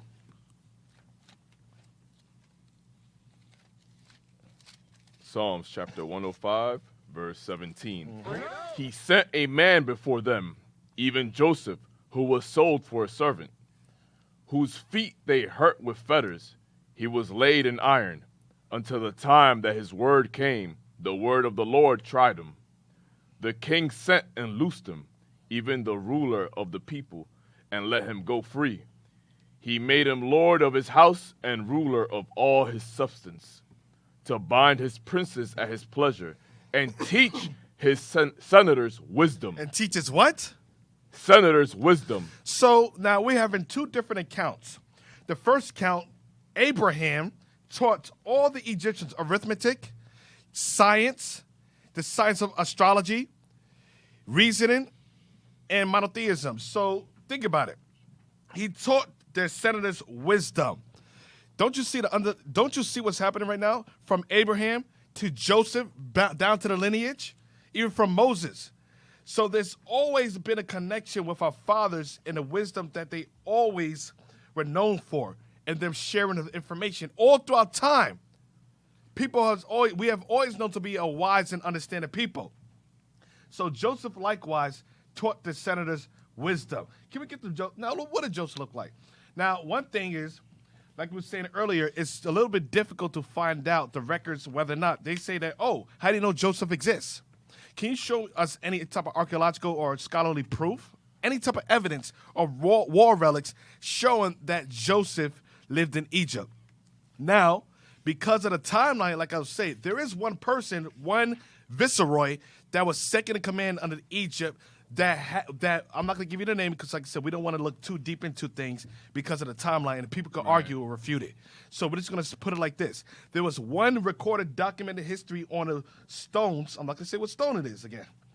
And they say that this viceroy was second in command, and he had a dream, and in the dream, it told him about a 7-year famine. So from there, he created grain houses, many different grain houses that was built around where he lived in Lower Egypt or so. So they're saying that was way before Joseph's timeline. But like we said, Esau manipulates history. They could say that was during this time period when it wasn't. They could change things around, but that's the only documented recorded history that was placed on a stone that the Greeks actually got hold of. So you know what happens when the Greeks gets hold of things. Mm-hmm. So now, what we are going to show you is another war relic that they try to hide from us. Now, this is from the book Jewish Civilization. It's at the bottom, so I'm going to leave it there. Jewish Civilization. Can you pull that up? Oh, this Our Living Bible. Oh, it is? Okay, yeah. Corrected. Our Living Bible. So this is from the book Our Living Bible. Okay, yeah, this book right here. All right. Can you enlarge it? Damn. Come on. All right, bring it down. Can you get the picture? Thank you. All right. Look at that. I'm black, y'all. I'm black, y'all. I'm blackity, blackity, black, y'all. Look at that. I'm black and comely. All praises. Look at that. Can we zoom in? Can we zoom in on Joseph, please? Just Joseph. This Joseph. Let's get that beautiful black skin tone. Stop playing with us. We ain't your average Negroes. We ain't no 3/5. We're the Israelites. We know who we are. That's right. We know our roots. And we can read, master. We got faith and not fear, like the bishop states. That's right. So Joseph overseeing the second over Egypt, over the house, and he taught his senators wisdom. Now let's come out of it a little bit, and let's see the people that he's commanded. All black people. Look at that. All black people. So what are we talking about? You canceling Kevin Hart. What did he say wrong? What did he say wrong? But prove. And this is Jewish. This is what? Our Living Bible? Yes, sir. Where are you in Our Living Bible? You ain't living. You're dead. That's why your skin is dead. That's why you have no pigmentation. That's why it's called Esau. Wasted away this heat. You're dead. Go on. Hey, Cap. Dead on spot. Real quick. Can I just bring 3 verses out real quick? Dead on spot. Baruch 4. Baruch 4. 1, 2, 3. That's it.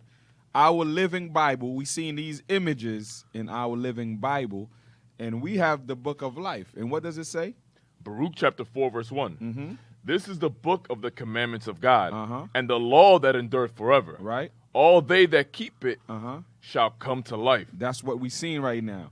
We are coming to life and revealing our identity and showing that Amlak are liars. Read. But such as leave it shall die. Turn thee, O Jacob, and take hold of it. Turn thee, O Jacob, because this knowledge belong unto us from the very beginning. Through captivity, we lost that knowledge. The book of life is telling us to turn back onto this book. Read. Walk in the presence of the light thereof. That's it. That mean we what? Walk in the presence of the light thereof, that thou mayest be illuminated. When we saw that skit just now, when what was the in the tombs? When Richard Pryor got the information and he was enlightened, the illumination of truth, what they did, they closed the tomb and said it was tea time.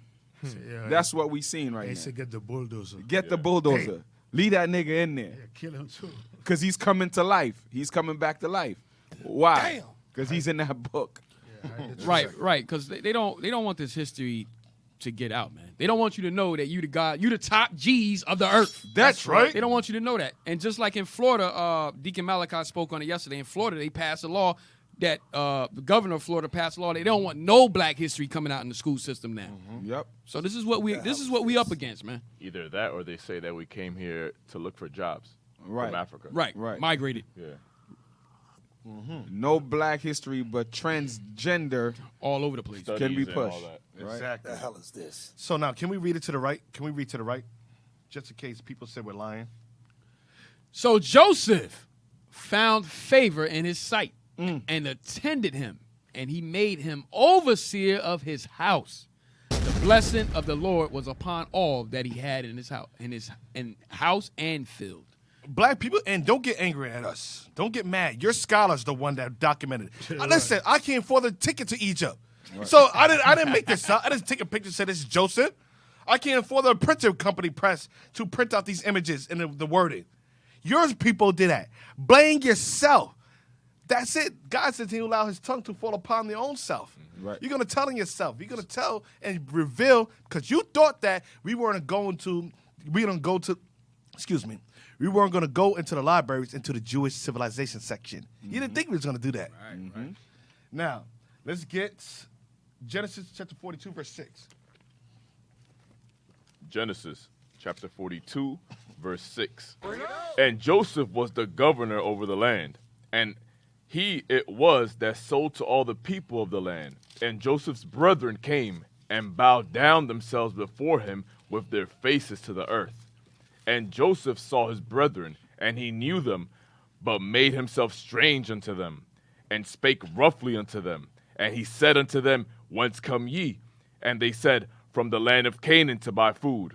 And Joseph knew his brethren, but they knew him not. Joseph knew his brothers, but they knew him not. Why is that? And how was that? That if the Israelites were supposed to be a Caucasian race of people, the Egyptians were supposed to be a Caucasian race of people, they were supposed to be able, why didn't he know him? So Joseph knew his brothers, and they knew him not. You know why? Because Joseph was black. That's right. Joseph looked like the Egyptians. Yep. So that's why they didn't know him. Now, if the Egyptians were white, that like they claim, because they were saying that the Egyptian history is Eurocentric. If that's the case, and the confusion comes in with Ptolemy dynasty, if you guys stick around, like I said, we're going to go into all that history. We're going to unveil all the mysteries of that history. If that's the case, if Joseph was a Caucasian, it would have been easy to say, oh. But now, let's go on. And Joseph remembered the dreams which he dreamed of them, and said unto them, Ye are spies, to see the nakedness of the land ye are come. Now, can we get the next war relic in the Latina catacomb?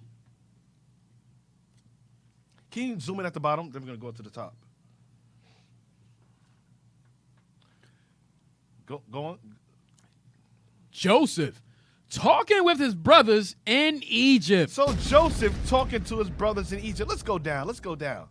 Oh, now let's man. zoom in. Let's zoom in. Let's zoom in. Zoom in. Zoom in. Come Yeah, on. come Yo, on. stop it. Stop it. Stop it. Stop the Come cat. on, man. Come on now. Hey, that fire did a number on their skin. Yeah. Throw the towel in. Wait, hold Throw on. the towel in. Yo, Cap, don't we teach anything you put in an oven turns black?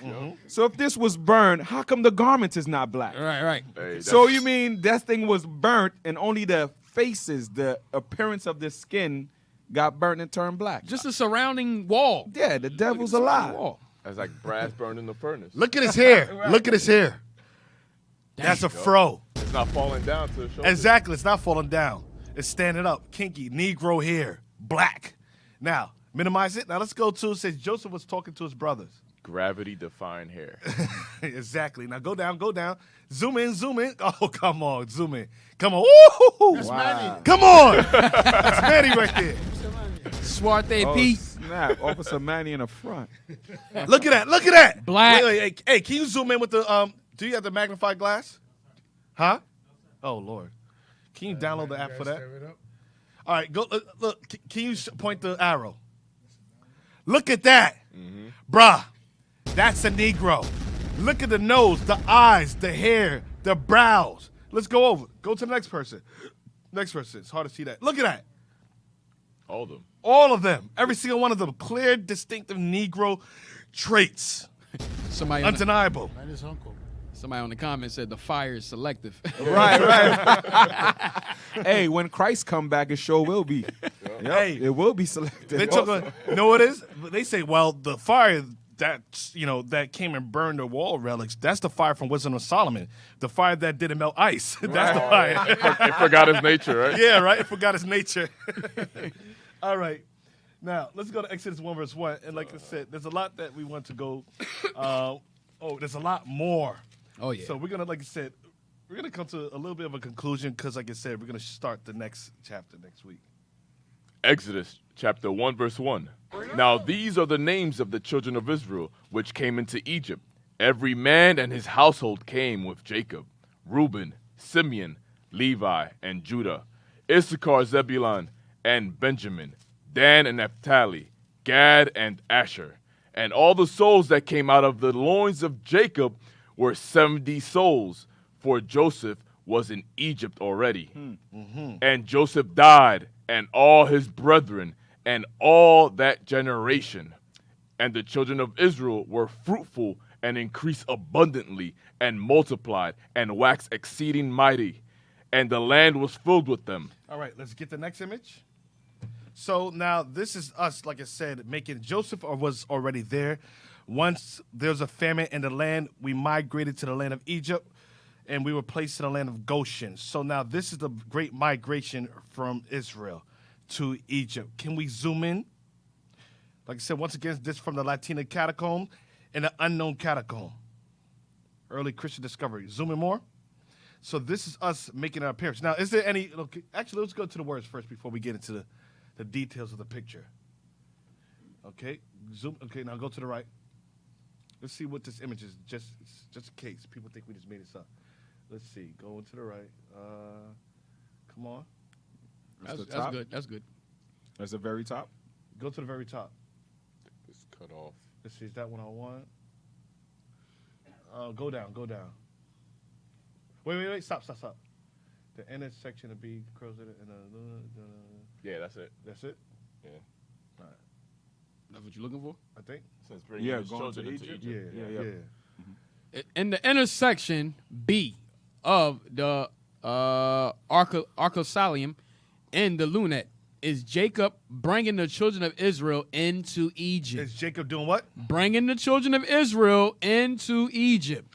Jacob bringing the children of Israel into Egypt. Now let's go see. What did Jacob look like? And what did the children of Israel come into Egypt look like as well? Let's see. Did the fire burn them as well? Oh, look at their hair texture. Dang. Let's zoom in even further. Come on now.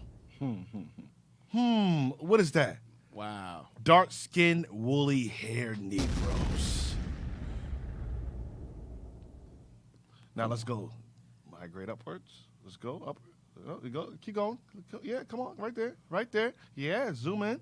Look, go down a little bit. No, come on. Go. Yeah, right there. Look at that. Look, yeah. Yeah, get all of that. Look at that. Look at that hair. Look at that skin. Come on, get all of that. Yeah, they made it hard to see. I know. Keep going up. Look, come on. Stop it. Even darker shades. Come on, man. Hey, y'all ain't gonna like us after this. Nope. Look, we going in depth into Egypt. Like never before. Mm-hmm. So, we're gonna, like I said, we're gonna stop there, and only reason why I said we're gonna stop there, because we're gonna go a lot more in depth than we did today, and we're gonna uncover all the lies that's been taught in our school system, that's been taught globally in the world, and like I said, the lies that they're portraying, pushing through the media, that you have the Ishmaelites. I'll say it again: you have the Ishmaelites, not the Egyptians, and we're gonna show them when they inhabited that land too. Oh, they're not off the hook. We're coming after everybody. We're coming after Esau. We're coming after Ishmael. We're coming after Moab. Right. We're coming after everyone. Nobody's safe in this realm. So we're going to go further in depth into that history and leading how the Ishmaelites conquered and took over the land of Egypt. All right, brothers? All right, all praise to the Most High. Let's give a round of applause for the great class, for the truth springing forth from the earth. Don't forget to subscribe to our Hidden History Radio on YouTube, also IUIC Philadelphia, and also IIC Philadelphia in the classroom. If you want to donate, if your heart desires, donate to PayPal. Put OHH in the notes section and donate it to iuic.philadelphia@israelunite.org, and also donate to the Booster Club. We can't keep saying this enough, that your funds, not everybody's going to be able to go out there themselves, but your funds help the truth push forward to get and gather the children of Israel around the earth. So to the Booster Club, you're going to put fundraising at israelunite.org. And last but not least, subscribe to IUIC TV to get exclusive content from the leadership of IUIC. And also, like I said, we'd like to shout out the kitchen team for the beautiful breakfast that they always display for us. Without them, they take care of us, and IT team, definitely the IT team. The brothers put in extensive work. Brothers just came from New York. They came right back, to assist us in making the show come forth. Excellent job. We appreciate you. Without you, we can't do it. We also thank the brothers, like I said, behind the panel, everybody that's involved. All praise. It's more than just us putting class together and bringing out the books. It's a collective effort to be able to present this as a clean glass of water to everybody that's listening. And please help donate, like I said, to OHH radio show, like the brother OCI Kim was saying. You help us get these books. All these books, like I said, is because of you. And the more help you assist us with, the more books and records we unveil, we reveal, and like I said, and we feed you with. All right? We'd like to thank all the brothers on the panel. All praises to the Most High. Right. Okay. Want to give thanks to the viewers online, you know. Hey, let's get the likes up, man. Let's continue to get the likes up, all right? And let's give all praise to the Most High, to the leadership, the Bishop Nathaniel, Bishop Yasa, Bishop Kanai, all the deacons for teaching us this wealth of knowledge and information. Without them, like I said, without the grace and mercy of the Most High, we are nothing. Oh, praise. All right? Israel, shalom. Most High in Christ bless. Searching for the road to the way back. We don't know our father's going way back. Do you know it? Do you know it? Oh yeah, oh yeah. We the chosen people, you say no way. Your enemies been teaching you the wrong way. Do you know it? Do you know it? Oh yeah, Do you know your history? Yeah. Do you know it? Do you know it? Oh yeah,